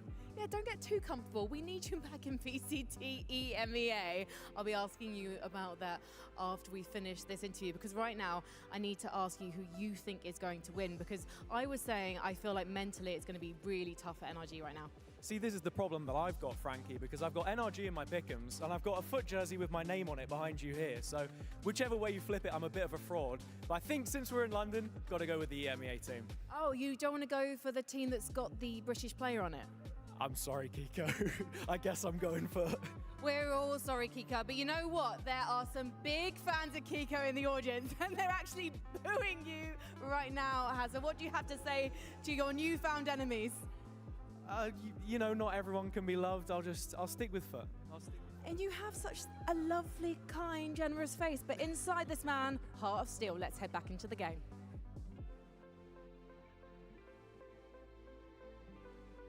He's going for FUT, and FUT right now are going for broke. They're looking to lock up this win over our reigning champions of NRG. Found themselves in 3rd place at Master Santiago, and now we're staring down the barrel of potential elimination, being denied access to the playoffs. Still a shout here, still some hope, but it's going to take a really good defender side. FUT have positioned themselves to go into that playoffs, to join Vitality. As an EMEA team, 2 would make it if they can do it. Regional pride, but definitely the pride of this young team, this young squad that came together and has shocked the world here. And this Fracture first half, I am giving it a very high mark. So can this attacker side match? Because if it can, they will be moving on here at Masters London for sure. Just a little creep up, just using that cyber cage. Kiko fans right back to the chat. Trying to spur him on here, but it's going to be Scuba. He's able to find the opening value, but that paint shell gets lobbed in right at his feet, so it ends up being a 1-for-1. Right to the rope down, Yedajay going to be struck down. Ethan with that frenzy, going to be favored every day. And now Crystalli gone as well. A 2v4. The sociable, not quite slipping the net. Brock has every idea, every understanding of this potentiality, but still will not be able to win out that fight. So now brought back into a 2v3. Zeus just trying to group up. They're just going to slip through and go plant this on A.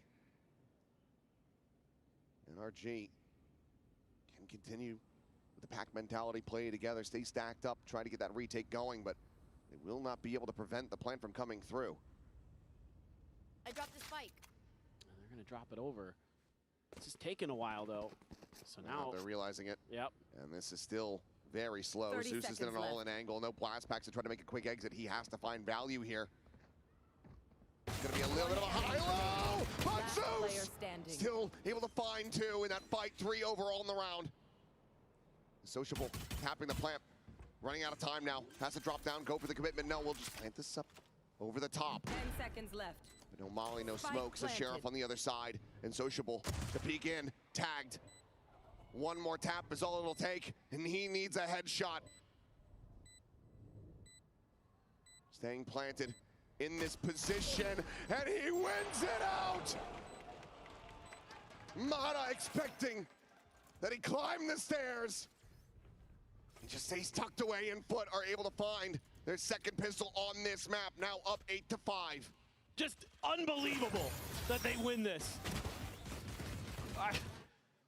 2vx situation, and Zeus says, I'm going to stick around. There's maybe Sociable calls for it either way, and it is the perfect read. It's in the name. Zeus is doing God's work in that moment to be able to come away with those kills. Also gets himself halfway to a showstopper. It's unbelievable. What a turn for FUT. Now it's going to take even more for NRG to dig back into this. We've seen an eco here today, so maybe NRG has something in store. Sop taps the orb to see if there's any kind of response, but NRG just gamble stacks. So they are happy, be a little bit patient, just looking for kind of a crunch play there off the back of the C's, it looks like.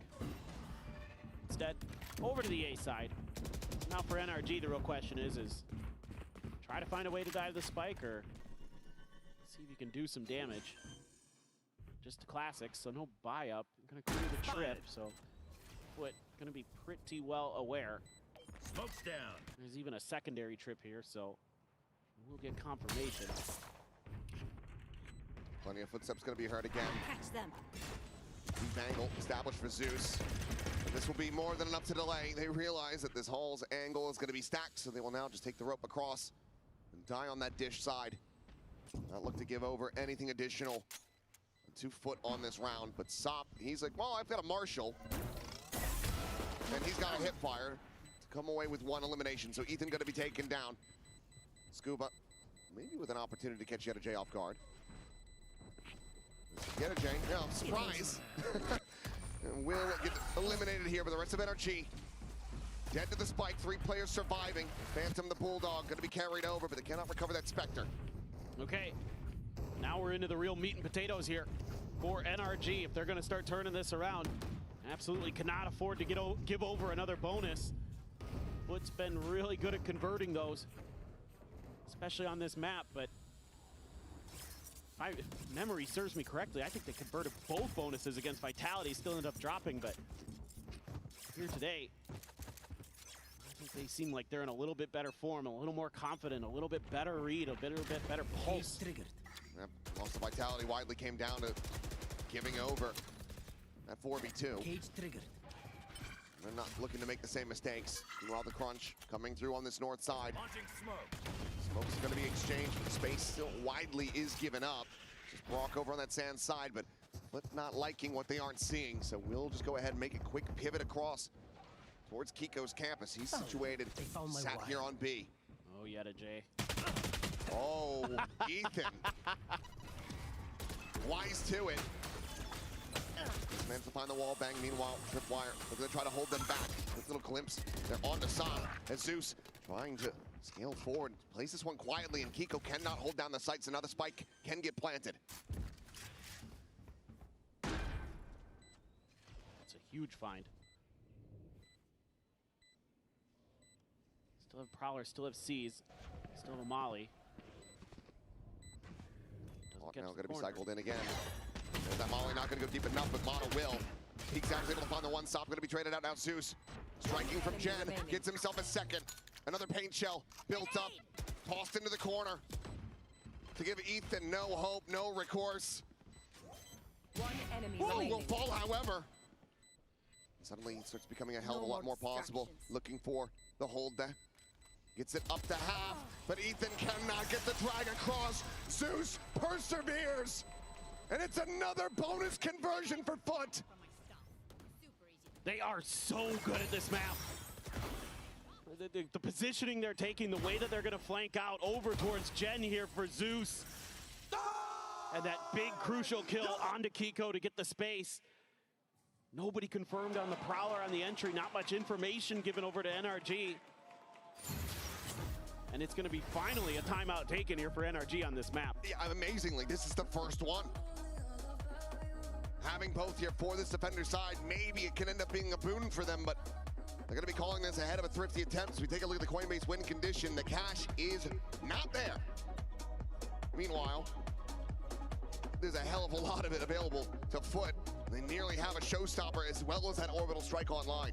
Yeah, I mean, now is the time for some trickery, for some kind of misdirections from NRG.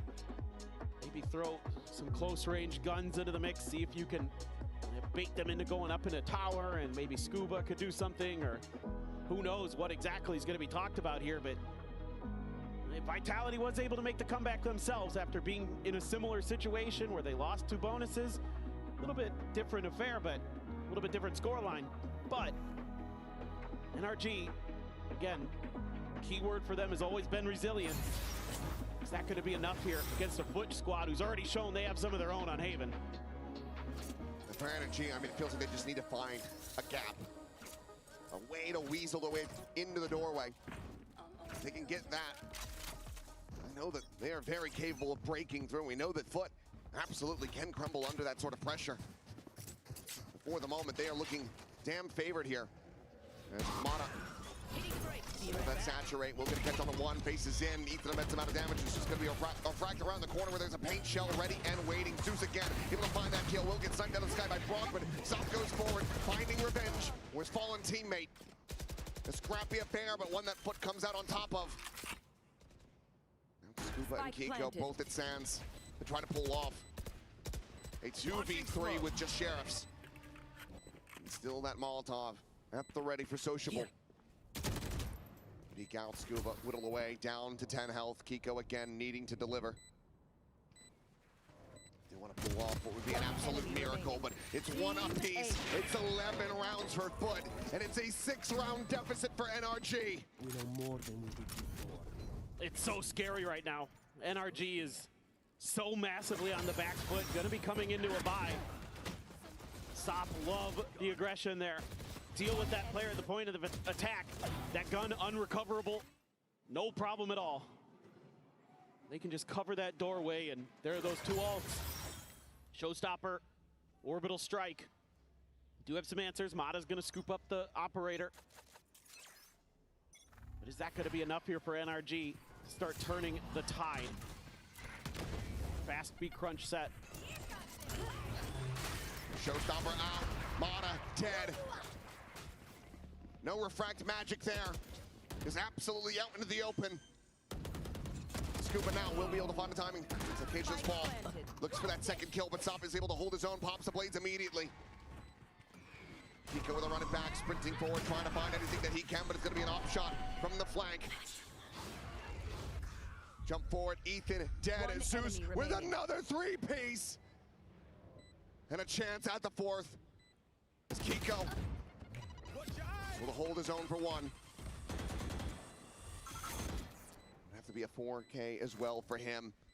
And he's not going to look to try to play it out. We'll just try to retain the weapon, but FUT now advance forward up to match point. NRG are going to need 7 rounds in a row just to push this to overtime. They're feeling it, man. This time they're just gonna go B the whole way. They're given a little bit of breathing room at Arcade. And that's more than enough, and you've got to pump the brakes again as NRG. You try to go for the operator, but there's no escape valve there, no refract set up by the time the showstopper's coming through. NRG just has... Come on, one more. Come on. It's so weird because I hear Big Time's voice. You have to imagine how cathartic this will be. an organization that hadn't seen the global stage in well over a year. Now, a win away from getting themselves into a playoffs with a very young squad and taking down the current reigning world champions of NRG in the process. What an achievement this looks to be. A bye can be scraped together, but you still have that orbital strike in the back pocket of Sociable. Nearly the Nightfall online for Cristalli. This has to be perfection. This has to be miraculous, frankly, for NRG to get back into this map. No, it's going to take everything that they can muster. The best we've ever seen from them if they can. But it is a long, long road to get there. And you're going to have to go through so much. Alt cycles, great game planning, great execution, the confidence flowing. Zeus has been incredible these last two maps. Absolutely brilliant performances on the Raze and the Waylay. And he has been knocking it out of the park with these big multi-kill rounds. Well, that's not the way you want to be seeing this started. A botch job on the util. And now a deep camera placed in halls that cannot be cleared at the moment. And FUT will continue to scale forward. NRG still 3 players saddled over on the opposite side of the map. Take The block on the peak is able to find one. Zeus dead. Smokes down. Still to be called in. The quick pivot back through the defender spawn. Now arriving is Kiko, as well as Scuba. Get over here, try to counteract this and stop again. Fearlessly trying to take position, but this time it's a massive overstep as Kiko. From rope will be able to find the kill, and it feels like FUT end up absolutely overcooking this one. The neural depth will be committed. Cristalli able to find another kill to get some damage in to weaken the buy, but the defuse is there, and NRG managed to hold on by a thread. Yeah, just a nice recovery here for NRG when things look like it might get a little bit weird because of the early misstep with the util, but Brock, the quick one and done. Ethan, the reposition there to counter Sop's movement. Able to just sit behind those smokes, looking for that extra player. You know, there's been a lot of crunches, so he's got to be aware that maybe that's where they're going to come from. Still, though, no ults invested for FUT. They're going to have a healthy buy still coming into this. A little bit extra money in the tank even. Op does get forked over, though, to Mata. So he's going to have his ult. Brock with the orbital strike. So a lot to work with now for NRG, who seems to be playing a little bit more of a give and then fight back at the point of attack kind of style. Whereas that previous round was nothing but give from FUT. Right. Getting a bit too overconfident, a bit too overzealous. Looks like now some restraint being shown. Just going back to defaulting. Triple push to secure the orbit dish. Gets Zeus halfway to another showstopper. Mod at the same time, wondering where he should reposition to. Should be able to lean B now as NRG. Prowler did not connect with anything, and Kiko's taken a ton of space. So I think they've got a pretty decent read. Just going to come down to execution. And we'll check into the arcade side. Nothing going to be spotted, so Sociable can just join in with them. Smokes at the ready. Now going to be called down. Mata. Convergent paths. If he sends that, might just connect onto damn near everyone, and it will. That slows things up, but now he's going to make his exit. Orbital strike going to be called in his top again. Going to be cooked as Brock has his own there. Check in towards main. Yetijay dead. And Mata, he's able to find another. It's going to be a boombar kill versus the tournament for that one, but the round still going over into the hands of NRG, and this time there are ults committed into this. Sociable can pull off one ungodly clutch. Got the Swap of the spike. gun, the spike going to be recovered. And that first point of contact, and then Scuba as well. Able to force him away. The time is just not going to be there, so Sociable will just try to hold on to this gun. NRG sticking around for a little bit longer. Moving their way up to 7, 5 more to go as Kiko trying to find this kill. He will not. Sociable, the last survivor. I was curious.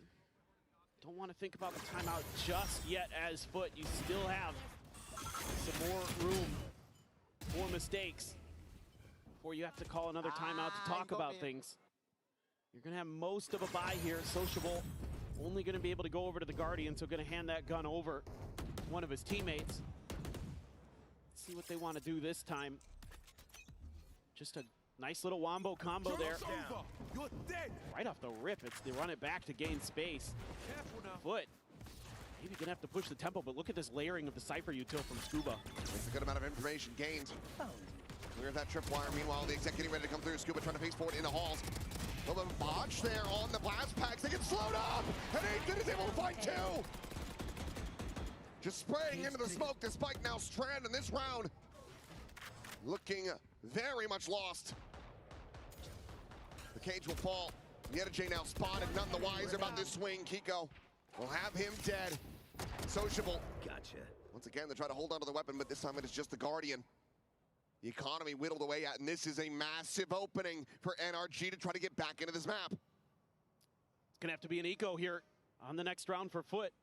So Sociable again looking to save this gun.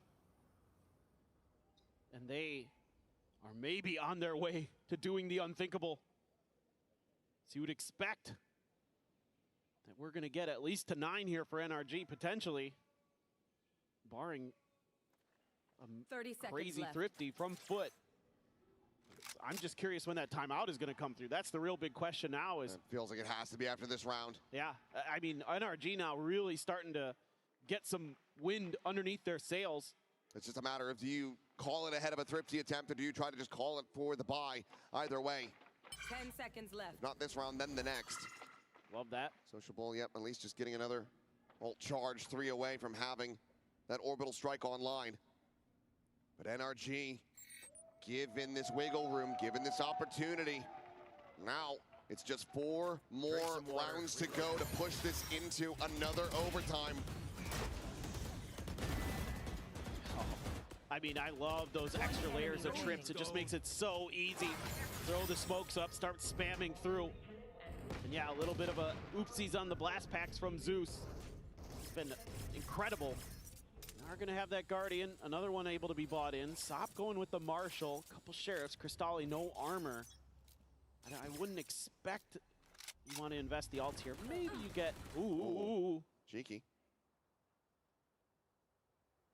Most amount of damage, but still scary. goes in, and okay, yeah, I was gonna say, Guardian, bit higher penetration compared to that Vandal, will be able to find a bit more damage in exchange.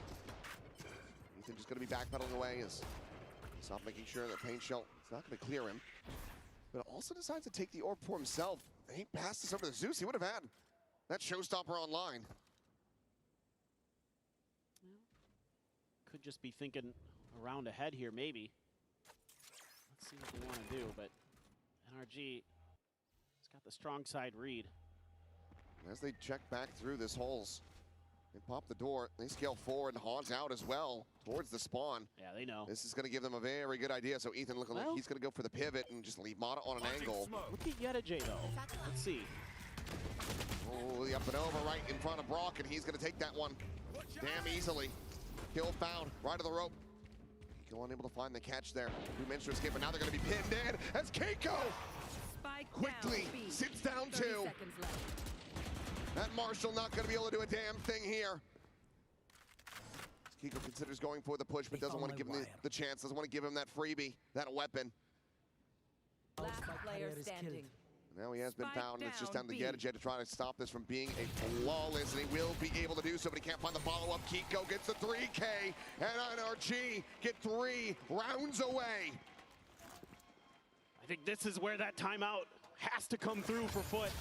You've got 3 big ults, so whatever the coaches have drawn up for this situation, it's going to be called in here. You'd expect some kind of set idea off the start. So as NRG, this disruption can continue. The way that they've been mirroring, they've been matching Foot, they've been guessing correctly kind of where they want to end up, especially with that Cypher util. Scuba's done a really nice job these last couple of rounds of being in the right place at the right time to completely stymie Foot from getting anything going into these rounds. So more of that. They're really getting a good read now onto this map. I mean, they're pushing for space, and they're making quick rotations off of that information. I mean, like you said, it's 3 ultimates to try to work with. A Nightfall available for Ethan on the other side. They'll run it back, 1 charge away from Kiko after that 3K in the previous round. But if you cannot get this one to go as Foot, if you commit everything into this, You're draining all of your ults, your bank account as well. And you are opening the door for NRG to run this all the way back into overtime. 4 rounds in a row, already given over. 3 more to make FUT's worst nightmares come true. I mean, they've already faced this pressure. And FUT stood tall on Haven. Now another gut check against a team that has faced many of these before and come through. See what they can do. A little bit of a delayed hit here towards Dish. The Haunt, though, does get cleared, so there's going to be awareness that this is an A crunch. At least that's the initial thought. Now we're checking. That is a big brain use of that Nightfall. Goes out, and the one in reply finds absolutely no one. Is Mana. Snipes Zeus out of the sky. Stop is dead. He's dead. Is able to find a second. And the nightmare becomes reality. As FUT cannot find a damn thing.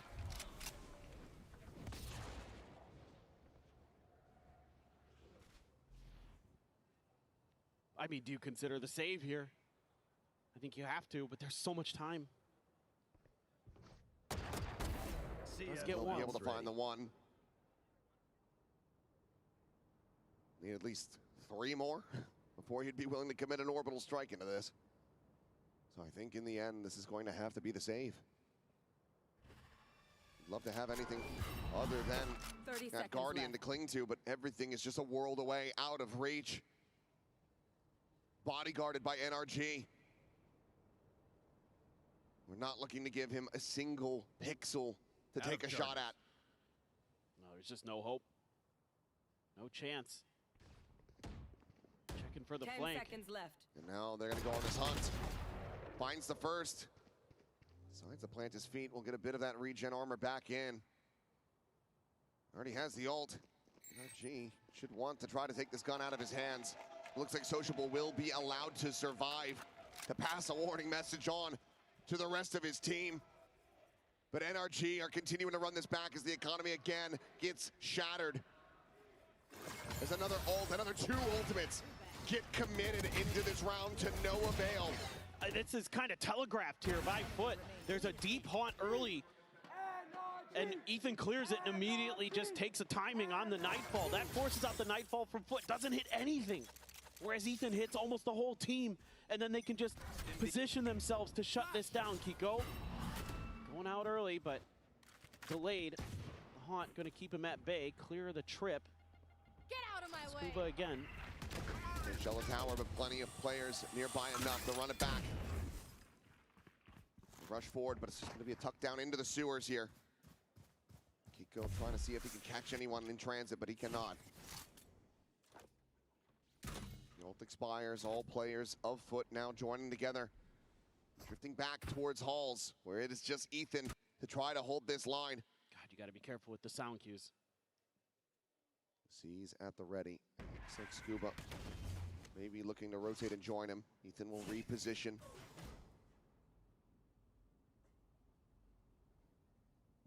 The door is shut. And Ethan eyes over towards that Dish side, but now the noise going to be made. Stomping their way forward. The blast pack entry again going to be denied, as well as Scuba snipes up out of the sky. Cage triggered. Sociable only able to find the one, and Scuba still watching this angle. Yet does manage to skirt his way across. A tuck in to drop, but mollied into the open, and Sociable again, the last one standing. The Molotov forward to try to cut them off on this approach. Enemy down. He's able to find one, but the defuse is going to be stuck in surely. He does not commit the ultimate to this one. Held to half, the op shot going wide. Gets the dink, but cannot secure the elimination. NRG will find the defuse and find themselves 1 round away from pushing this to overtime. Just a brilliant hold here from Scuba and Ethan. It's Scuba tracing them through the sky. Man's out there shooting clay pigeons. And that has got the fans here fired up. A lot of Kiko fans in the audience want to see this go to overtime. You wouldn't have thought this was possible. 6 rounds ago, It felt all but assured. And here we are. One more chance. Mata has a convergent pass. Everybody else, one or two away for NRG for some of the important ones. Just a poor trap play here on a Brock. Wow, they will be able to pick him apart. That Odin not able to find much damage. Now the neural depth to be committed. The spot out here on the rotations. 3 players on this A side of the map, and immediately FUT with the backpedal. Gonna fall back here. Work their way over to B. Mana, sole player here, quickly being joined by Scuba. And again, that convergent path's available. Could just absolutely cook them here. Tower, but he doesn't manage to find that jump shot. Oh my God. Into the convergent paths. He wants to go for the re-peek. He wants to try to find a kill. The Cloudburst expiring. Mana able to find one. Sociable dead. Stop now having the trade. The player advantage, but barely that. Is up. Survives with 2 HP. The operator now in hand, staring at the canteen. He's got Scuba. Zeus has the spray down! And out of nowhere, FUT will close it! Overtime denied! They eliminate the reigning world champions of NRG! And FUT advance to the playoffs! What a moment here for the young Turkish squad to take down NRG, to send themselves into the playoffs, tooth and nail the whole way. And it took the very last round of regulation, but they are moving on. And NRG showed us once again, they are resilient as hell, but it just wasn't enough this time. These players continue to be class on NRG, but commiserations. Losing out on playoffs is going to feel like a massive blow. But you know, that after a brief break, we are going to see these guys back on the grind, and in all likelihood, back on the global stage. They will be hungry for Shanghai, but for now, FUT are starving for a Masters London trophy. What a feast here today for Zeus. Absolutely incredible, absolutely instrumental on those last 2 maps to get them over the line, and then fitting that in that last round, it's him to secure it. Yeah, quieted the whole run back there for NRG, but it is none other than Zeus to absolutely silence their hopes, their dreams of pushing that into overtime. A momentous win for this team, for the coaching staff. And a big sigh of relief, you have to suspect. Oh yeah. But a day off and a draw. But let's go ahead and throw it down for the Rise and post-match interview. Breathing a sigh of relief for the boys from FUT right now. I'm going to take Crossley once he's taken this photo. We've also got Scarlett translating because Crossley has never done an international winners interview before. Crossley, first of all, closing maps and series out for FUT has been a bit of an issue in EMEA, and today you nearly went to overtime again. How did you manage to win the series in the end? Yani aslında zordu bizim için. Sonda çünkü adamlar 5 tane round vardı. 5 mi 6 mı ardarda round aldılar. En sonunda da en son IGL'imiz baktık yavaş oyun işlemiyor. Hızlı oyuna çevirdik. Zeus da 2-3 tane vurdu. Kazandık. Güzel oldu yani. Bu kadar. Well, it was really difficult for us at the end because they won 5 or 6 rounds in a row, and at the end our IGL made the call that the slow play was not working, so we changed it around and made it into a fast play. And then Zeus, he obviously got a couple or even more kills, and then that's how it ended. I mean, Zeus was on fire through the whole series. I want to ask about Haven though. That OT win on a force buy, that's how you got to OT, I should say. Do you think without that you wouldn't have won this series in terms of the third map as well? Because it mentally reset NRG. Ya bir de çevirir misin? Haven'da da OT'yi kazanmayı başardınız ve force buy yapıp aslında OT'ye sürüklediniz o oyunu. Evet. Yani o force buy'la beraber gelmese o galibiyet sizce bu şekilde sonuçlanmayacak mıydı? Haven nasıl kapatıldı? Özetle bu. Büyük ihtimal orada onu kazanamasak kaybederdik. Orada herkes ekstra oyun yaptı. Ben anlamadım ne olduğunu. Sop'un bir tane kılıcı var Eko'da, bıçaklarıyla aldığı. O round ateşledi yani. O round sayesinde o haritayı kazandık. Sonrasında da Fracture'da kazandık. Bitti. Sop sayesinde. The game definitely wouldn't have turned out this way had we not won that round. Especially Sop had a round where he had a clutch with a knife. So he basically fired us up into a victory, and obviously we won Fracture as well. It is basically all on SOP. All on top, I don't think so. I have to disagree with you there. It was absolutely a stunning team effort from FUT. Congratulations. Thank you so much for talking to me. Thank you guys for watching. Stick around, more Valorant coming soon. What a win for FUT. They finally broke the EMEA curse, taking down NRG today. And we have two coaches with us. We love them. We love watching them. It's Vlad and Bambino. We saw you guys holding each other. That must have been really stressful coming into this. Now, FUT coming into this tournament, I think it's fair to say some consider you the underdog or the dark horse, especially compared to your EMEA teams coming in like Vitality and Heretics. How did you feel coming into this tournament, and how do you feel now that you qualified to playoffs, Vlad? Yeah, I mean, thank you so much for the kind words. I believe we were the dark horses, not the underdogs. Okay, dark horse, I like it. Yeah, I mean, to begin with, like, everybody expected so much from Full Sense. I mean, we got kind of lucky with the map veto and everything. We already discussed all about it, but... Lucky or outsmarted? No, I mean, like, I don't think we tried to outsmart them, but they kind of make us outsmart them, right? Because I didn't feel like it. But NRG is a champion of Valorant for a reason. We suffered, but it's a good feeling, I guess, making it into playoffs. Yeah, I'm sure it is. And Bambino, I want to ask you have a twin brother, big time. Of course, he's a coach as well. And he said you guys used to argue about playstyle, and he always used to argue that faster Valorant is better. Now that you guys are adopting a faster playstyle, the question is, would you like to admit that your brother was right all along? I will never admit he's right in anything. But what I will say is I do believe that playing the best Valorant for your team is what matters. And I think this is the team that wants to play fast, but no, big time's never right. I guess, Bambino, from your perspective as well, you've had quite the time in EMEA when you consider the teams that you've been on previously. How does it feel now to be able to make it to a playoffs, especially with this roster too, having so many rookies at their first global event? Yeah, I mean, it's amazing, you know, like, truly after, you know, I did 3 years in Koi, and that was 3 unsuccessful years, right? And, you know, I was starting to doubt myself. I was starting to think, am I the problem? Is this ever going to happen, you know? And I was lucky enough to be given a chance on this team, you know, and I'm very, very grateful for that. Grateful for the org, grateful for the owners for taking a chance on me, and it just feels amazing. I wouldn't want to do it with anyone else. The guys are all great. Well, you've been there from the very start of kickoff, so I guess, Vlad, from your perspective, coming in from stage 1, how have you managed to turn this FUT team around? I mean, of course, it wasn't easy. We had only 1.5 weeks of prep time till stage 1, and of course, Bambino and I, we put a lot of work in that sequence, and then you know, like till 4 or 5 days ago, before the first official, 2 of the players didn't even were in Berlin with us.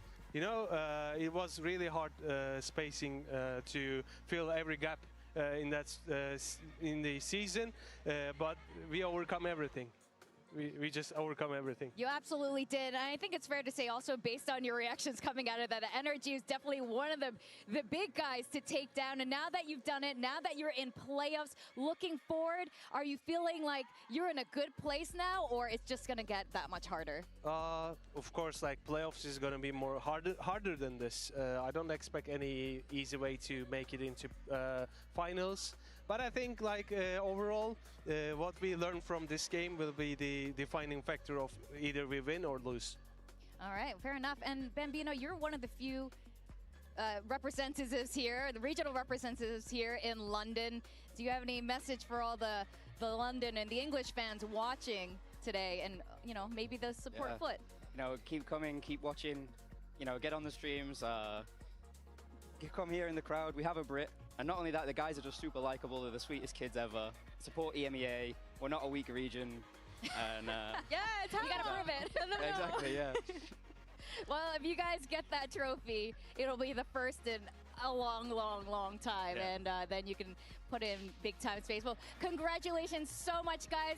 We're very excited to see you go into playoffs. With that, we are gonna go on a very quick break. When we come back, it's gonna be Global Esports versus XLG, which will be very exciting as well.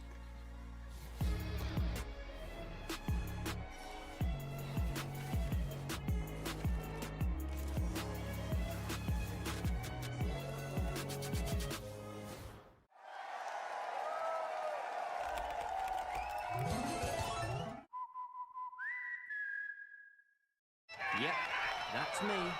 You're probably wondering how I ended up here. It all started when I got to the FIFA World Cup, and wow, thousands of Verizon customers. Oh, you got the free Verizon tickets too? No, I'm... With amazing seats. I'm sorry. Okay. And even pitch-side access. Are you? David Beckham. A Verizon customer. This used to be for players. Now it's for Verizon customers. No one gets you closer. Only on Verizon. In esports, legendary moments demand speed, scale, and soul. Players and fans bring the heart. Technology brings it to life. Every frame, every stat, every decisive play. In partnership with the Valorant Champions Tour, we're driving digital innovation that empowers the esports ecosystem to keep expanding. So players can focus on the game, and fans can focus on the moment.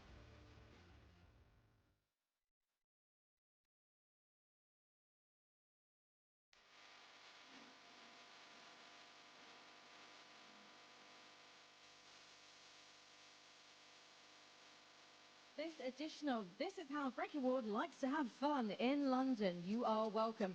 We're about to play Pop Off, and this is how we predict who is going to win the next series. Because to use prediction chickens would blow the budget. So on my left, I have got Arthur. He's going to be representing XLG. On my right, I've got Tyler representing Global Esports. All the boys need to do is basically hop these bellows, pop the bellows with their feet, and then it's going to pop up the balloon, and whichever balloon pops first is the one that's going to predict the winner. So basically, boys, no pressure. You ready to pop off? Let's go, bro. Okay, ready? Oh yeah, let's go. All right, do Stoke on Trent proud, boys. Let's pop off in 3, 2, 1. Oh, the technique on Global Esports side has something to be decided. I'm stepping back from XLG because Arby is absolutely popping those brakes right now. I don't understand why this is not popping. This is... Oh, wow. Well, I think, guys, it's proof that size doesn't matter because you were distinctly smaller and yet you still exploded. So congratulations to Global Esports, because apparently Tyler thinks you're winning. You'll have to stick around though to find out if that's the case.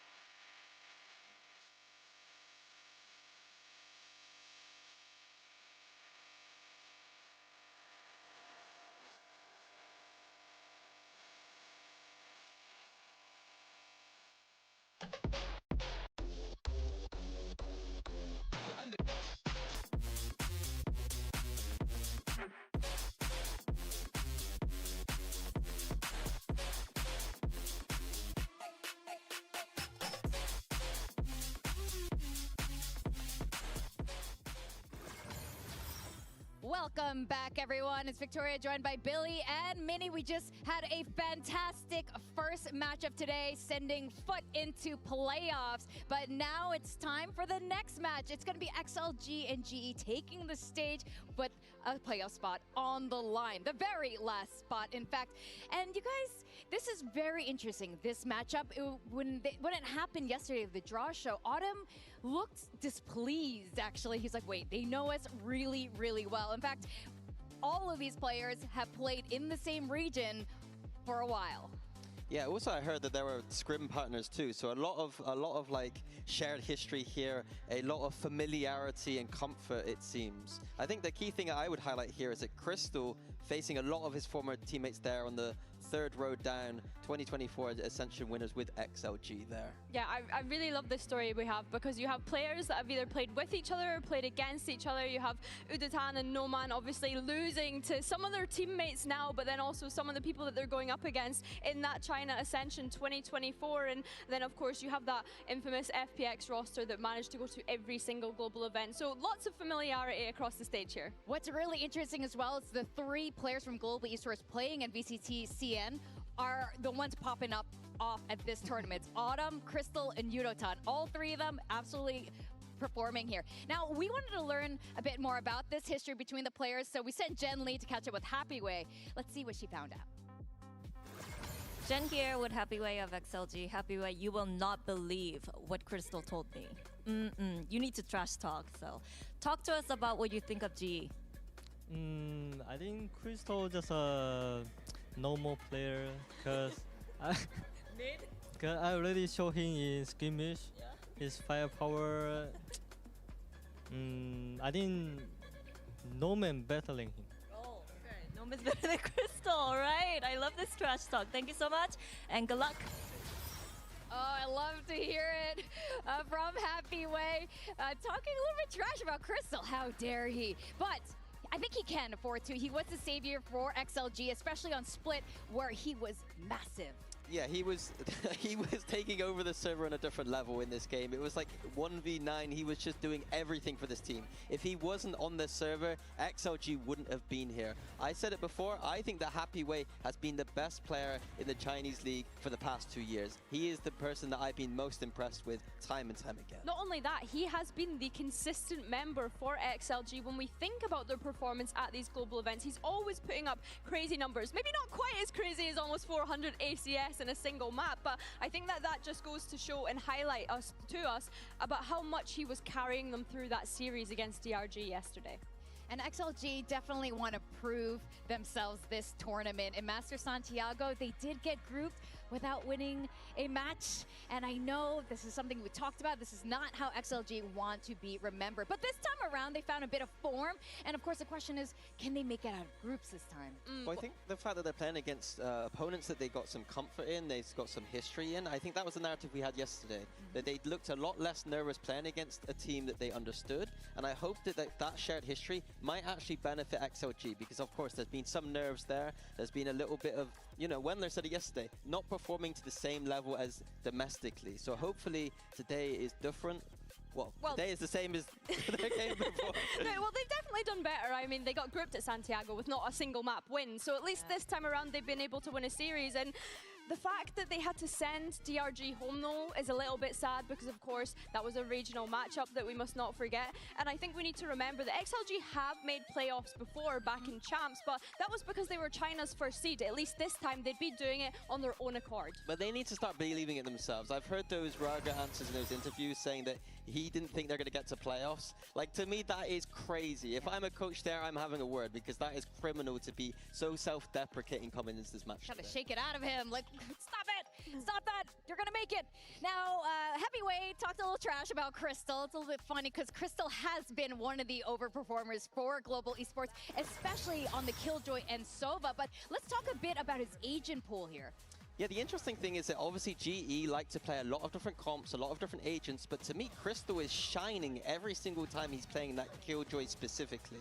I think obviously at this tournament, he's probably going to still be playing a lot of different things. Like, look here, his lurks on Killjoy, that pro. It was phenomenal for their match win against Full Sense. That's why they got so many rounds so easily.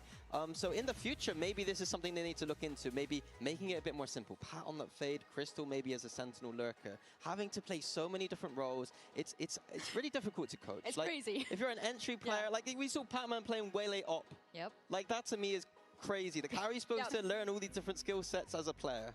I think for me, when it comes to Crystal, it's nice to see the unexpected players stepping up, right? When we saw the roster coming into this event, I was looking at Autumn, I was looking at Patman, because those are the players with the global experience. Yet it seems to be Crystal that's coming up live on a stage such as this, which is really, really nice to see. Yeah, we're seeing a personality come out of Crystal that we haven't really seen even on the Pacific stages, where he is a lot more comfortable. So let's see what he had to say to Jen ahead of this match.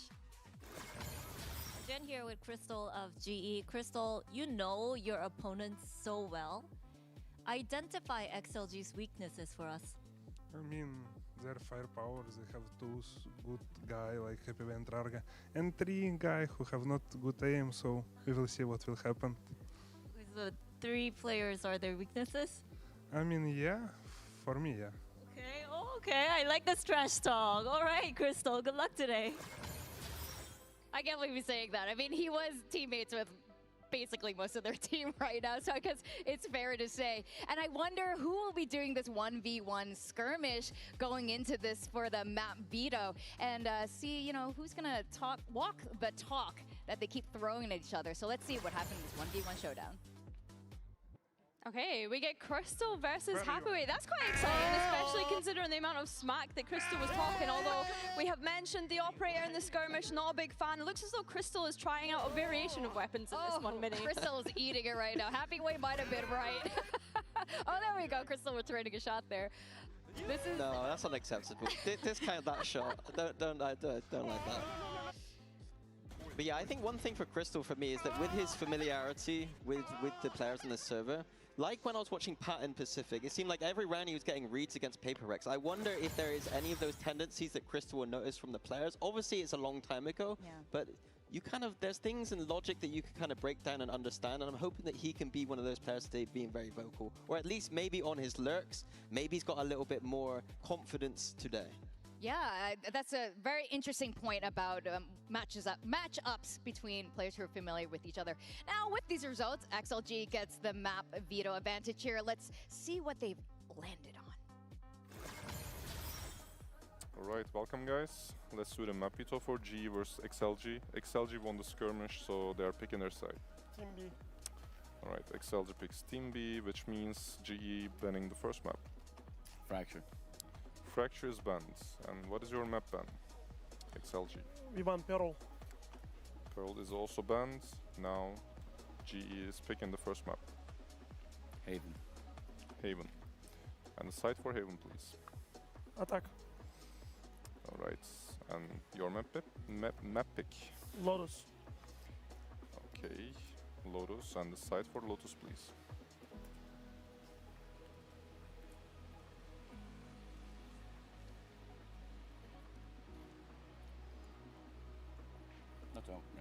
Attack. Okay. We have Ascent, Breeze, and Split left. GE banning first. Oh, sorry, we'll ban Split. You ban Split, okay. And last two maps are Ascent and Breeze. Ban Ascent. Okay, the sider is Breeze. GE is picking the side. Defense. Okay, quick recap. We start with Haven, XLG attacks. Then we have Lotus, GE attacks, and if we go to the decider map, which is Breeze, GE defense. Everything correct? Alright, good luck guys. Yeah, I think the big thing from that veto is XLG getting their home map of Lotus. That is the map that they have been phenomenal on. So GE clearly coming in with a plan because they're not banning it today and letting them go to that map. And quick predictions. 2-1 GE. Oh, Yeah. so So we are in insane. the GE bus right now. I like to hear, but for XLG, this is unfinished business. It's a chance to prove that they can finally deliver on the global stage. And for Global Esports, this is history. This is India's finest at their first ever Masters, and loving every second of it. We got old teammates, old friendships, and everything on the line. Let's see who wants it more. We are about to find out who will be surviving another day here at Masters London. 我觉得首先在赛区内，我们通过自己的实力争取到了这个国际赛来之不易的名额。我们来这里训练得很刻苦，然后所有人都在用心的去调整自己的心态，自己的这个心态的那些就是上场的那些感觉感受，让自己处于一个自信，然后全力以赴，然后去操作去秀的这个状态。 XLG, they will persevere. I mean, XLG was my previous team. I win with them Ascensions. When I was in XLG, I played with Rarga, Happyway, and who I was coach. So right now, I face versus them again. 我觉得是我们的梦想一直在驱动我们向前走，去争胜，去专注每一回合，才是推动我们一局一局持续去争胜，全力相信自己的动力。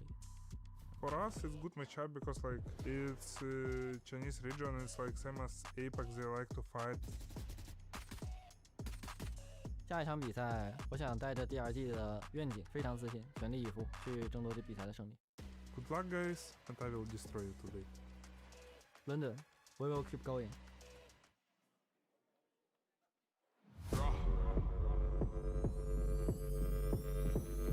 Fighting for the final spot in the playoffs. It's XLG. massive global esports.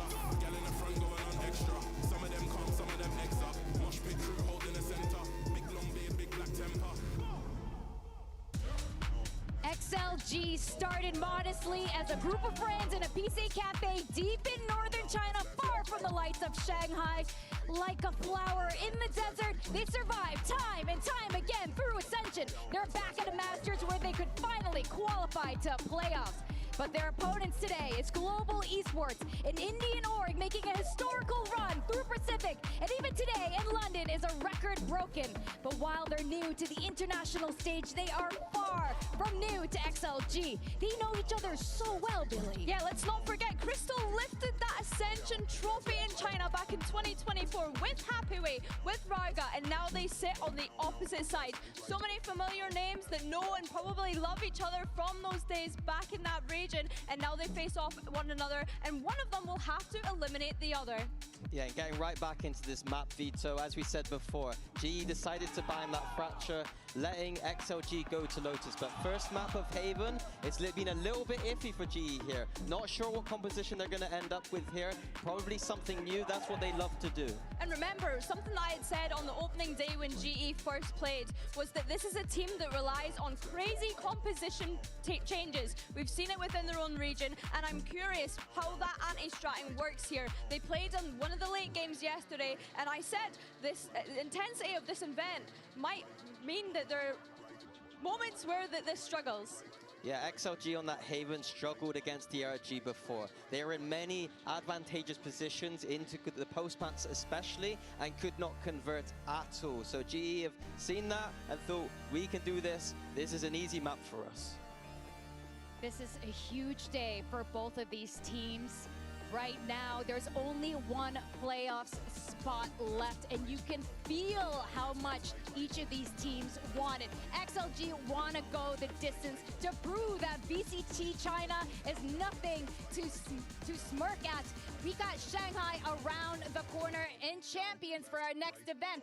And of course, this Indian org of Global Esports has never gone this far before. And if they make it to playoffs, it's going to be absolutely incredible. I'm telling you guys, they're going to make top 4 if they pass through today. Yeah, I think both teams have a lot to prove here. Both, you know, not familiar with playoffs. XLG only going there once, and it was because they were the first seed of China. It would be a new experience, actually, after today for either of these teams. And let's see what agents are going to be pulling out. We know Frost likes to make lots of different comps per map.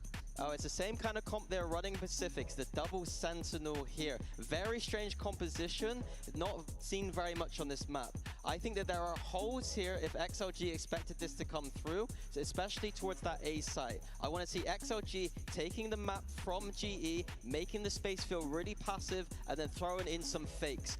GE don't have a lot of information here. They're going to rely on big bunker setups. Yeah, for sure. I think having that double sentinel approach is going to be really interesting for them starting out. I believe that this is the first deadlock that we get to see in the event as well. Kind of an underutilized sentinel these days, but can also be used in a kind of initiating way to be able to set up the rest of his players.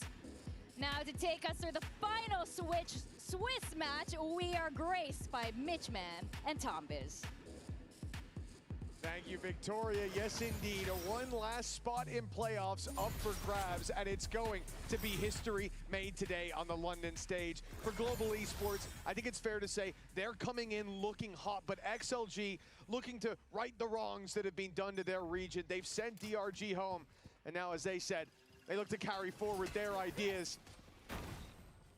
Do it for the boys they've sent back home. A start here from XLG on the attack side of Haven, and already wasting no time. You heard it from Crystal in the interview.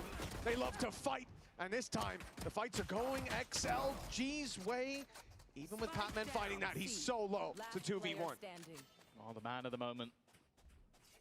So many clutches coming through yesterday. Almost an argument to just put him on Killjoy on every single map with what we've seen Crystal do on that specific agent, but this is going to be a tough one. On the other side, Happyway has been unstoppable, but a little bit shaky for both of them in that fight.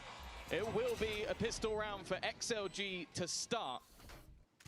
And something you mentioned, like having to carry on the sort of your I guess the weight of your brother after eliminating them. That was the case for both teams. Both teams had to go through a regional team to get there. So I'm almost looking at this as don't waste it. You had to send someone else home that, well, we talk about those friendships in GE as well, the relation that they have to Full Sense. And now you come in with a different relation, hearing these guys are scrim partners. They play each other a lot, so I want to see one of them maybe have a few extra ideas of how to beat the other, because that's where they will have practiced everything. Scrim partners, previous teammates, what half of the players in this game used to play together in some form or the other, going across teams. So that Ascension game had a lot of the players. So it's definitely somewhere that they're familiar with the bodies on the opposite side of the stage. XLG have the pistol. Ooh, very strong start from Happyway.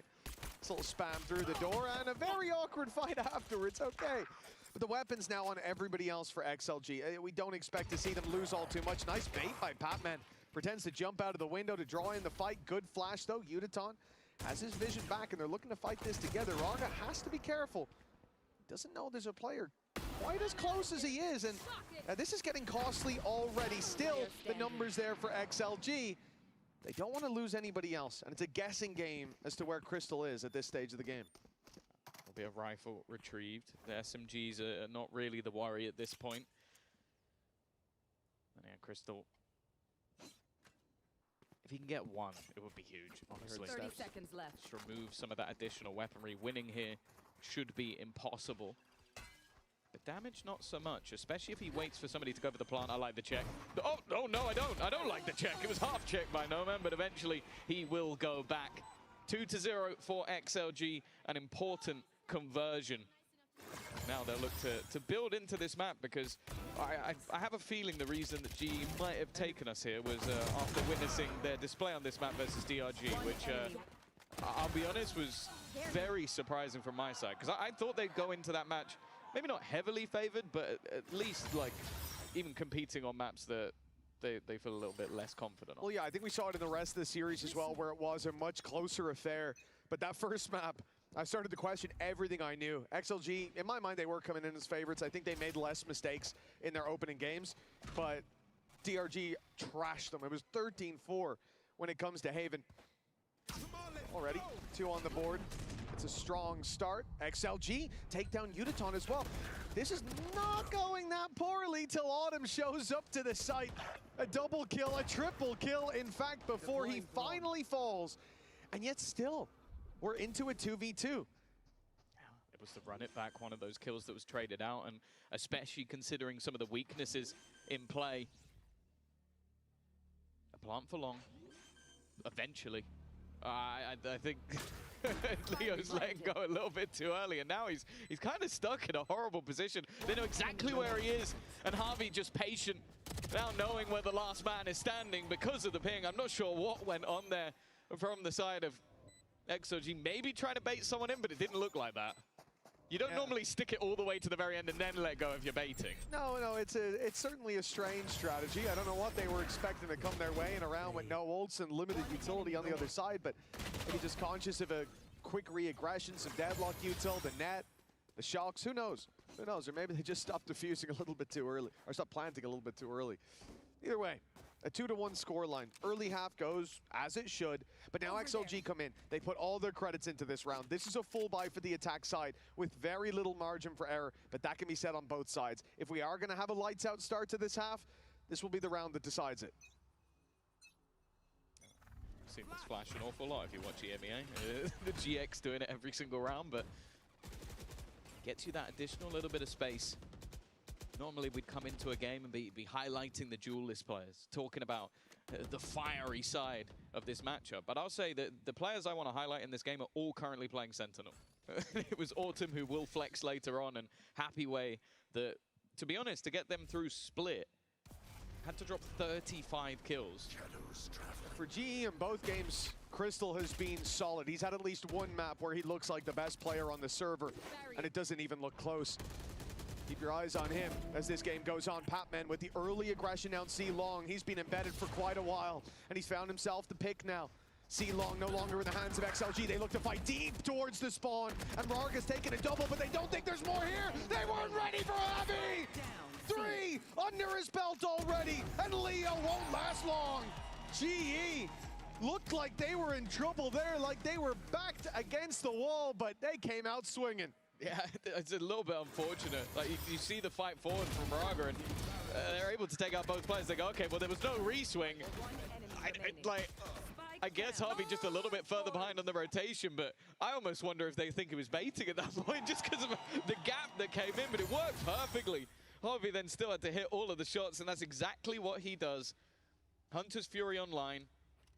Opponent's economy completely reset. And well, in this round, other than some pistols and a stinger, not much to play with at all. Yeah, they're going to sit back and wait. XLG thinking maybe there was some A aggression coming up. The smoke down on short, it's going to deny them even if they crossed over having any kind of fight in favor. Move towards the B site, and I think this is a good round for some experimentation. You really have to get an idea of what G are doing with their Sentinel utility when they have so much. But the problem is they have so much. They can just keep changing up those positions. And the main problem will be Crystal. It's a very unusual comp to play against on this map. And those sensors are going to punish No Man every time he wants to dash in to take space if he chooses the wrong side. Defeated. Nice shot from Harvey. He's not necessarily been the highlight player individually, but he's had a great start to this game. And mainly that's because they've had so many other highlight players individually. I got the spike. Getting through. It's going to be awkward there. You even mentioned it. He tries to go over the utility that was blocking him, walks into more utility. A nasty setup. And for Patman just lurking around the edge of the smoke. They saw, okay, they've got all this utility. At least it's probably clear. And it wasn't. 3-2, a flawless round. And a huge start from GE because they have just built up a hell of a lot of credits after some much closer rounds. Fair play to Patman there as well. I mean, Lysor ripped his head off with that stinger, or at least his helmet, but manages to find the correction just in time, walks out of there with 3 kills, and although the round probably wouldn't get out of control even if he does lose that fight, it's an extra weapon carried forward and less chances for XLG to do damage. A 2-0 start for that attack side, but XLG now lose the lead. GE seem to have complete control. Credits come back online, big buy coming in, 1 away from a run it back, 1 away from a Hunter's Fury. XLG have no shortage of opportunities in this round, but they're going to go very directly to the B site. No utility waiting for them there, but instead there are bodies, a barricade of bodies, and they're finding nothing but picks. Rarga's taken out of the ult, but he's right in the middle of the open. An easy conversion for Javi. And a 2v5 this buy round. It's going nowhere. Yeah, I like that now they put the wall down as well. It's like, almost died to that spam. Yeah, as if it wasn't problematic enough. The B site execution not working and starting to see the same troubles again. A composition, you look at the Jet Phoenix and you go, okay, on the attack, that should be deadly. It should be where you get the majority of your rounds. Right now, they are struggling to not even get rounds, get kills. Happy Way still alive, though. That's why you always be careful picking up against him. Incredible individual ability, but we're asking a lot here. The ult used, it'll give them indication that they can plant on B, sure. But from here, Happy Way has to have a lot of confidence. Leo's 41 HP. I mean, my guy is in trouble, but he has a Hunter's Fury. Happy Way needs to take down some players and buy time, but now the hat comes off the head on the other side, and they know all about this man. It's a bit shaky, and it'll finish that way as well. Patman with a double to put GE on double the rounds of XLG. A pistol gave them a leg up, but they've fallen flat on their face ever since. Yeah, and I think it is going to be a microscope put onto some of the players in this game, because it's a very weird scenario, because I think that Raga has been someone that you look regionally, he is fantastic. Like, he is someone that always seems to step up. When it gets to the international stage, it's looked very different, to the point where I think a lot of the time, a lot of these like top 15, top 20 lists, he normally made it, and then nowadays, probably not so much. And I think looking at the Coinbase win condition, he is someone I need to see more from, especially on this Phoenix on the attack. Like, they're going to be feeding him orbs. They're going to be setting him up with No Man taking space, who I can forgive a little bit more because he's diving headfirst into all of the utility. But if the follow-up is not there, this Phoenix is kind of wasted. You need to be getting kills to earn those extra orbs to get another running back to get more kills. It all feeds into itself. And the rest of the utility that we've seen hasn't really done anything just yet. It's definitely the right moment for a timeout. XLG, when it comes to these buy rounds, like we said, they're not just losing the rounds, they're losing them in a fairly dominant fashion. Even if you look at the timeline, Diffuse in round 6, great. It was 4v2, 5v2 even. And they were given the space by GE. Wow. This was somewhere where the defense came in and said, let's secure the win, instead of just trying to crush them into dust early on. And if XLG are being given no opportunities to get back in, they've got to start creating some. Yeah, it's early days. I think the pistol gave them that extra bit of a buffer. But I can definitely understand why the Voya wants to have a little chat with the team. They've already witnessed this get out of control versus their regional rivals in DRG, and I think we put GE on a slightly higher pedestal. Immediate. I was about to say, Did you not realize? if he had stuck that would have been one of the craziest things I've ever seen in my life, but he didn't. Raga already with the trade though, and actually Happyway's found enough that it starts to get a little dangerous until Yudatan finds a double. Even still, these weaker weapons have put them into a 2v2 again. Patman is already walking behind though. The second they go for the plant, this is a problem. I don't think there's any way that Raga can react to this, and now Happyway's left in an awkward spot once again, blinded up as he tries to retreat. There was no hope. Yeah, and that's the problem, right? The camera timing on short, when it's activated, didn't catch Patman. He got a timing, and the fact that there's a trip behind, but he's an Omen. So he can easily just teleport past that. It's exactly what they go for. And GE find themselves wrapping up behind very quickly. Despite that, a small blip on the radar is what cost them the round, but they came in with weaknesses. They had Stingers and a Bandit, and they made that look really good. If they got the plant in there as well, Rarga has the ult and a rifle having been recovered. They can go take short, fight back into the site with ease, go deep into the spawn. There's so many options for them, but GE recovered that nicely. That is good, though, to see a little spark of life from XLG on the low buy rounds. All they have to do is bring that same energy into the full buys. Yeah, I think my only worry is we have seen a bit of that already with like some of the earlier low buys, that they can do damage. It's just, do they now go back to maybe some of the slower, more default rounds? They need to get rid of some of that utility. And well, Yudatan has at least been caught. I didn't even think he'd get away with one. Unfortunately, that's another sort of cursed moment for WS Leo. He is 1-7, and that Hunter's Fury is not going to play a part in this round. Well, Rarga used his flashes up to get a little bit of control towards Garage, trying to cause problems for that defense, create question marks on the map. And for now, at least, G's response is to play much more passive, cover off these angles. They have to watch the walkthrough in the window. They have to be careful of the wraparound on B. And as a result, whenever the fight comes in, they're not going to be in the best position to do anything about it. You look towards this A site, Autumn is completely isolated. He's got 2 trips though, covering long, and a camera watching for the short walk up. If he gets one and gets out, his job is done, and there's an easy reveal.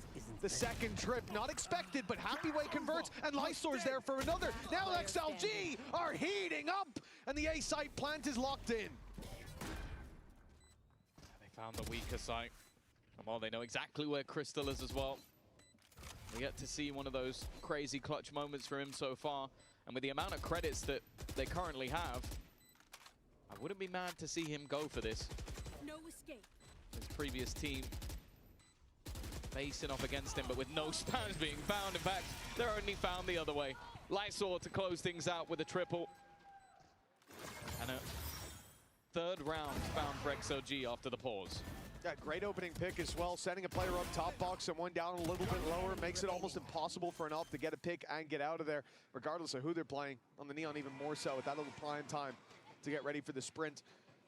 Yudatan found his pick, but he got punished immediately. XLG get control off of that, then hit a lighter A site and shred every defender that was trying to flood back through. Very nice round from the attack side.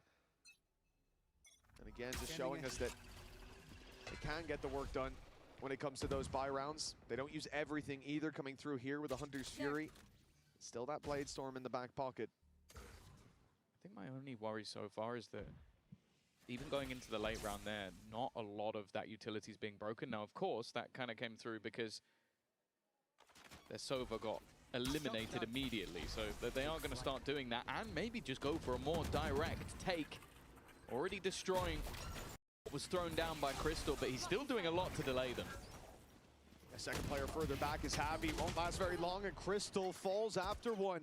XLG, this is something that was mentioned on the desk. Gaps, weaknesses towards this A site. And XLG been running into numbers there, and it doesn't even seem to matter. Definitely feels like the attack have cracked the code to getting the spike planted. And now in the post plant, Hunter's Fury is there, but it's on the site. It's not likely to be used, and they've lost Happy Way. And all coming in on the back lines means they fight forward, and No Man brings the heat for the triple. At this point, the off being saved is probably the best outcome, but he's got to be quick. 30 HP, a stray shot to take him down. Okay, Uniton makes it out, Op is saved, but XLG, they are closing this gap round by round. Yeah, they're starting to see some of those individuals come online. I think No Man's definitely had some quieter series throughout the tournament so far, but the fact that he's heating up, the dash into enemies and managing to get a double kill, it puts them one away from their opponents. And for the defense, they are going to be able to keep that operator in hand and get a rebuy into the next round, but I wonder what is the moment that maybe we see a pause on their side, because if the momentum starts to flip, or more so if they've just found the gap, that weaker side, because even with the Sentinel in play and some clear knowledge that it would be a push into that A site, they definitely suffered.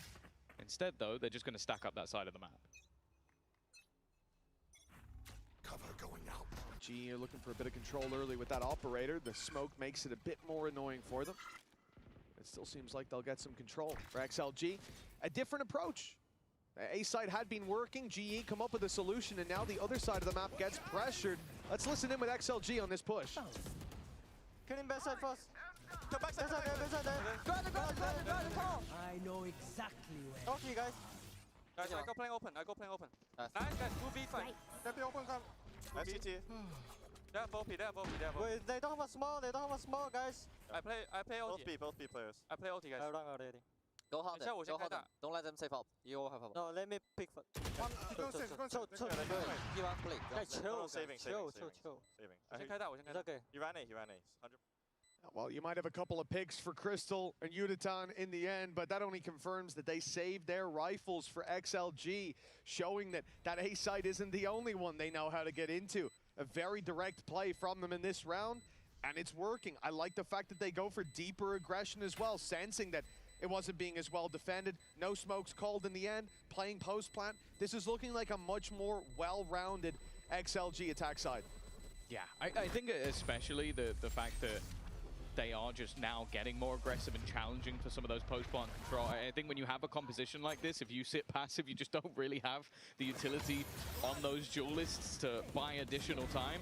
But just being disruptive, and I'm starting to notice that a lot of what G is trying to do on the defense, rather than actually playing into those retakes, which in some of the earlier rounds was actually working for them, they're making hero plays to try and save a teammate that's isolated. Like Patman especially, I think this has been a bit of a flaw at times in his game where he wants to try and win the round and sometimes ends up being the one to throw it away. But it was a gamble to try and make a play to help out his teammate on the site, rather than almost lean into some of those retakes. Yeah, we saw him run out of garage. Who's that? Another direct play from XLG, this time more numbers and utility waiting for them. Hunter's Fury still draws first blood, and Crystal's thinking about emerging from that smoke, but he'll never make it close. Rarga spanned him through, great flash on backside, and crumbling is the current state of the defensive side. The jump over is even going to be potentially heard, and yes, Happy Way did. Nope, no, it right? didn't. Okay. Oh, either way, he gets it right in the end. The op of Uniton again, should be denied the ability to save. XLG wanted to stop him last time, and a couple of picks later they gave up, but this time the net is already cast so wide. Happy Way is sat on the A side. He's about to have a freebie, you have to think. Uniton is clearing it, though. Fair and play. he gets the shot. All right, fair enough. He's earned that op. Yeah, he's been trying to be in the right place at the right time over the last couple of rounds, but he's never been in position, and unfortunately, wrong place, wrong time once more. Cleaning up on that XLG side, and I have to say, I'm not sure what was said in the pause, be it to be that little bit more aggressive, be more direct, but Havoya has definitely made a difference, because I think after round 6 he took the pause, round 7 was an eco, and then from then onwards they've won every single round. Well, one more to play for after a 5-round streak from GE. Their lead has been taken over by XLG, and there's a chance that they could be trailing at the halftime, fighting to be even Stevens. We move into the next, and that's a little pixel angle for Crystal with huge value. Larga down, and that's one part of their site pushes dealt with, and the other part has an operator. Yet has found the opening. Bladestorm back pocket and Patman down. Yeah, an immediate response. Jump over the top, but Autumn not able to find anything. Operator going to be swinging in. It's not even needed. They are winning every single battle on the XLG side, and Crystal's ult is available, but it's one that only really works with reduced numbers.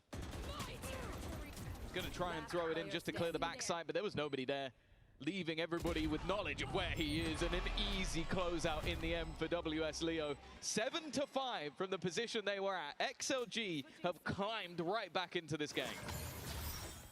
This has been an excellent resurgence from XLG.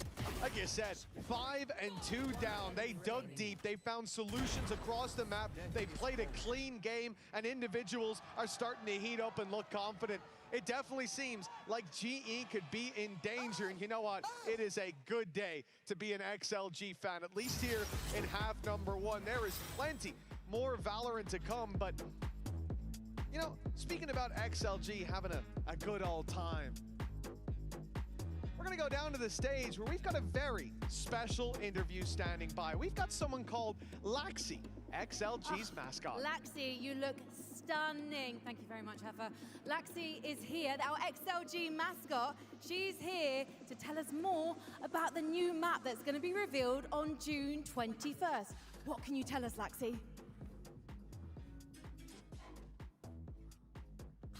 I did not know you could do that on a map. That is insane. I'm more excited than ever. Can you tell us anything about what inspired this map, Laxi?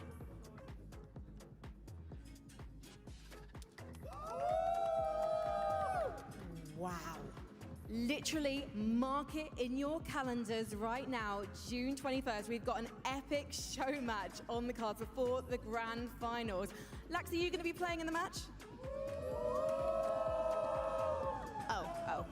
Laxi's got a hair appointment, but it's fine because she'll be watching from the makeup chair. Thank you so much, Laxi. Thank you so much, XLG fans. Let's get back into the game.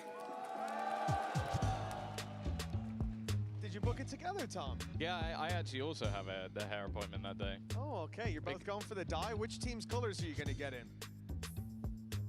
Blue. My favorite team. All right, 7-5, XLG, they've got the lead at the halftime. An impressive streak matching what GE put forward with 5 rounds of their own. Now the lead is theirs, and a chance to take it to GE on their own map pick. Remember, Global Esports wanted to take Haven into the map pool, perhaps thinking that it was a weakness for XLG, who struggled against their regional rivals. But you know what? A lot has changed in a very short period of time. XLG looking like they came here to play. They're not far away from winning. Yeah, unfortunately for GE, it does seem like they're a little bit cursed with their map choices. It happened yesterday. They were able to turn the series around, but for their sake, you got to hope that they've come in with a solid attack side. It's been a rough start to the game for Autumn, someone who was lights out in their series yesterday, but there's still a second half to be played, and the defensive side of this comp can be very difficult. Already, Raga caught. The same can be said for Noman, but he had support on the site. Lysor trying to hold the line, but running out of bullets, and well, they didn't have any friends to play with. 2 stand. Can they turn this pistol?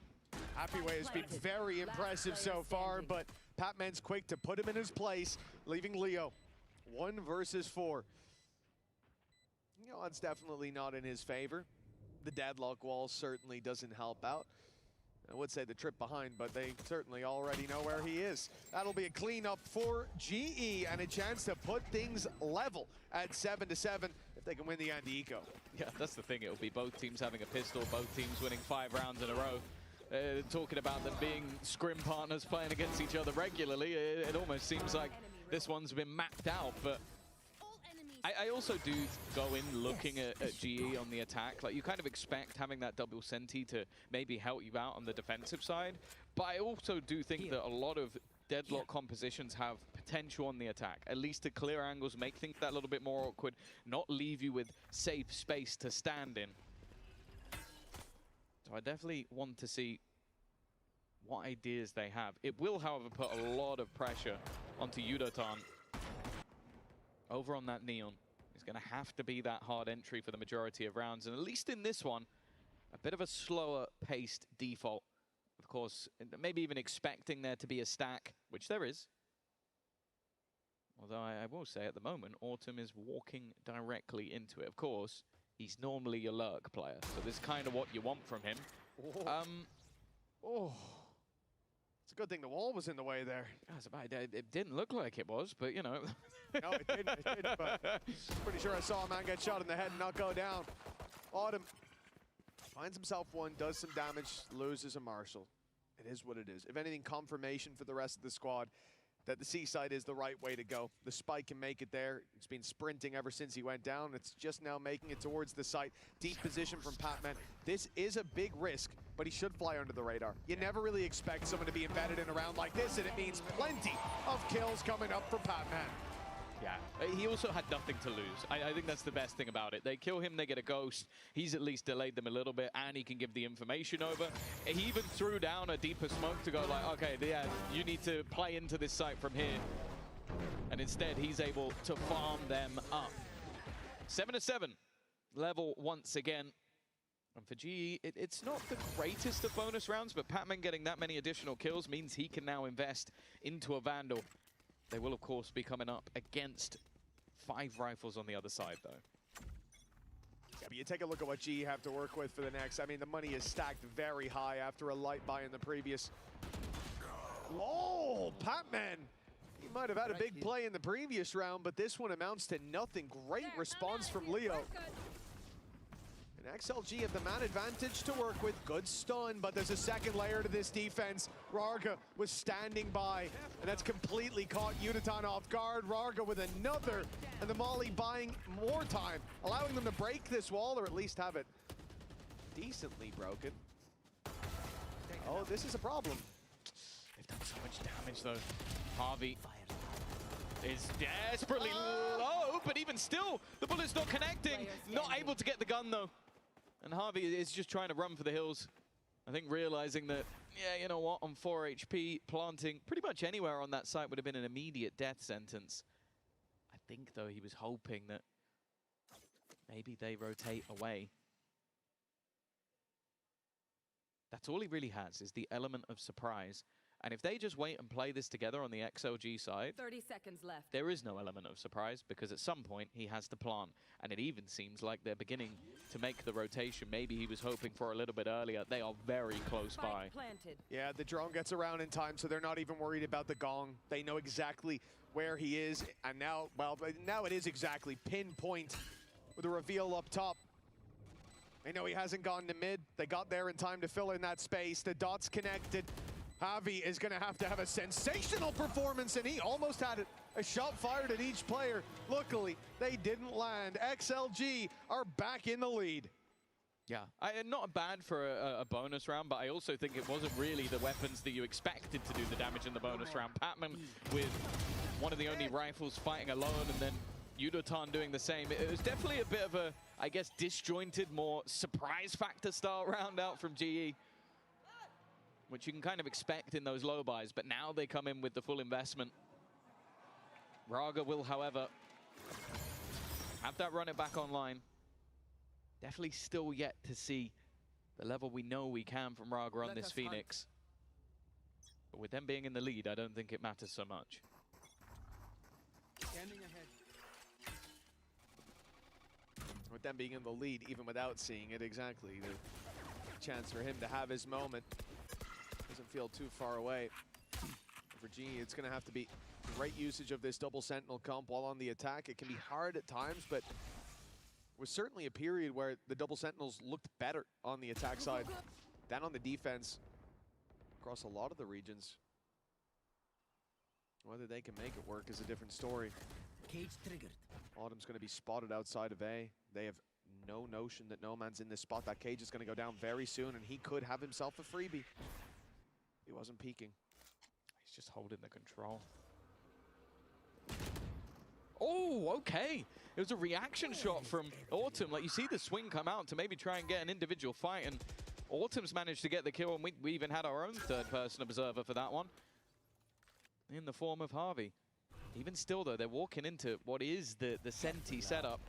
The spike on that side and still spread across the map is the rest of GE. A chance to maybe try and respond over the top of this. Plant not coming in just yet, but immediate double kills up for the global esports side.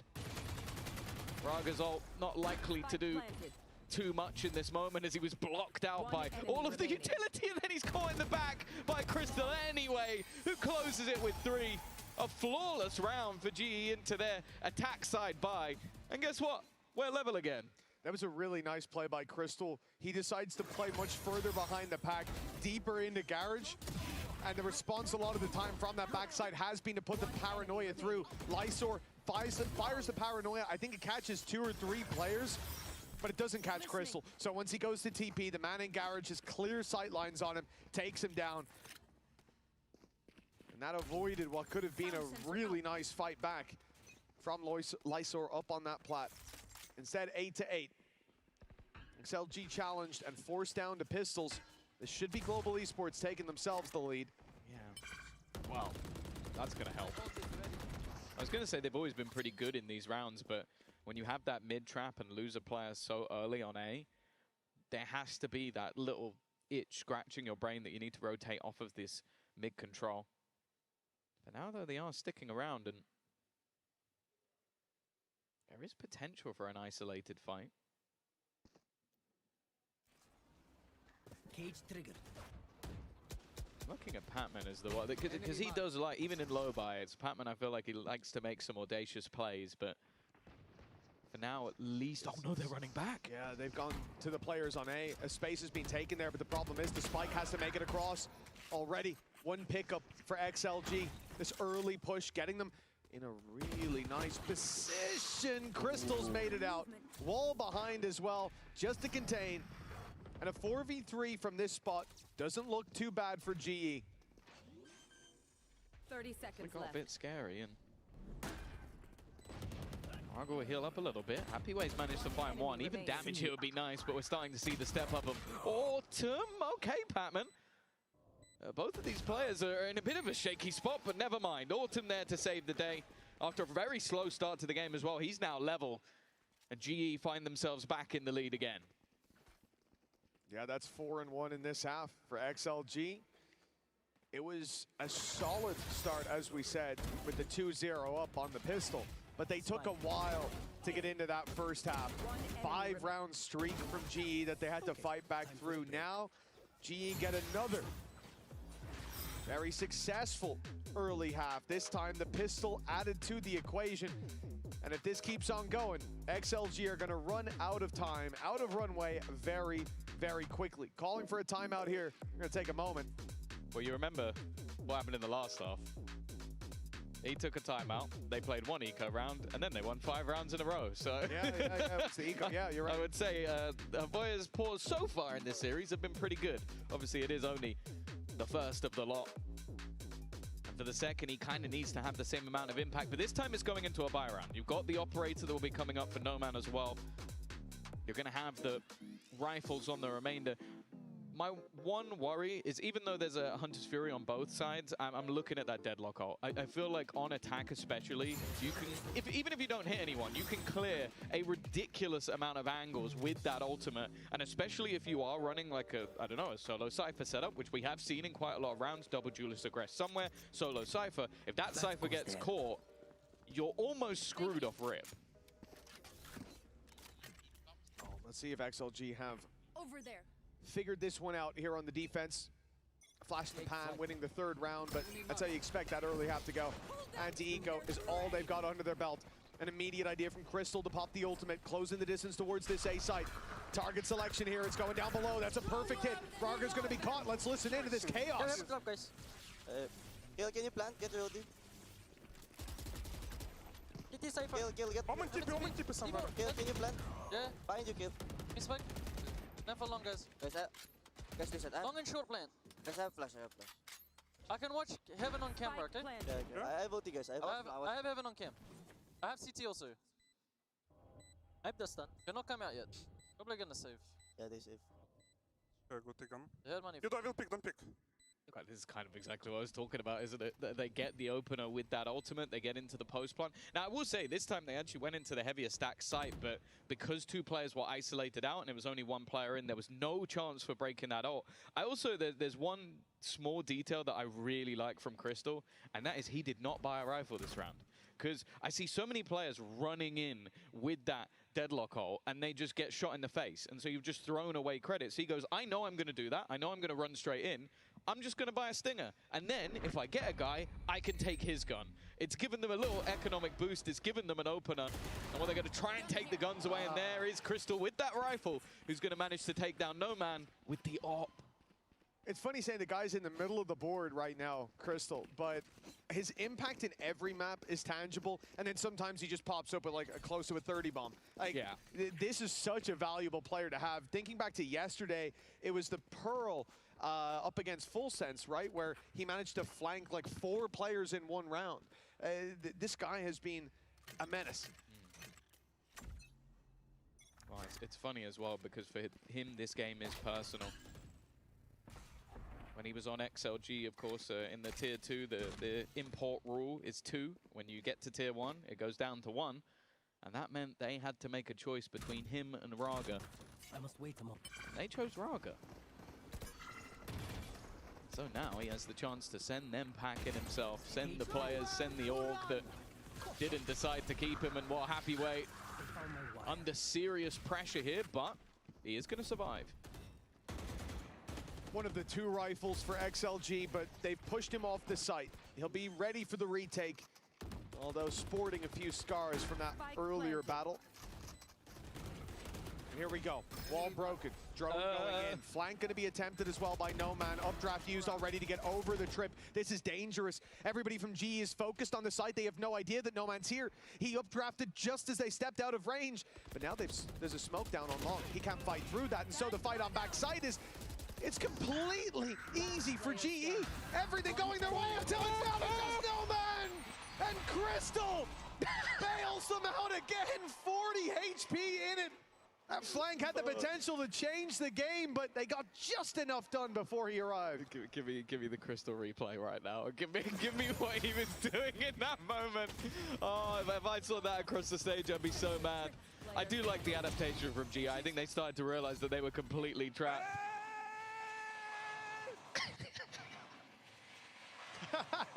Thank you for that replay. My man is having a great time and climbing up that board. 11-8. This attack side has started to run away like the first half, but it hasn't stopped. That's the difference. Among being their map choice, expectation was that it would go in the direction of GE, but it didn't look that way. Okay, TP from Patman caught. Raga's gonna immediately just send his ult through, caught by the stun. Nice. Made sure that didn't go any further. Again, it feels like every round Crystal has that high impact. Life Thor, what a shot! And he almost corrected as well. Exactly where GE find themselves a man down, facing into the operator. It's only going to get worse, and now Blade Storm's activated. No Man is not losing this round, not if he has anything to say about it. Leo, it's easy, as can be. Spike down 37 health on Javi. Managed to avoid the spray from Leo, but the shot from No Man's a different story. 11 for GE, but now 9 for XLG. The gap is closing slowly. Yeah, not too far behind, and a faster pace attempt in that round initially from GE. It felt like when that didn't go to plan, the backup plan was just to try and retreat back into the B site, and it looked like XLG from start to finish were well aware, especially after the run it back. Even if you get caught, you cleared out a lot of that space. The operator of No Man finally able to find a couple of targets as well. And again, we're going to see that pressure put towards C from them. They're going to know early that it isn't this side of the map. It's just how early did G decide to go the other way? Or are they going to walk back into this operator? Right here. Thankfully, I don't think anyone's rounding that corner before the drone clears it. And the op shot fired gives the game away. 2 players spotted. XLG know, actually 3. They know that Sova was close as well, but they're not ready for Uniton to just walk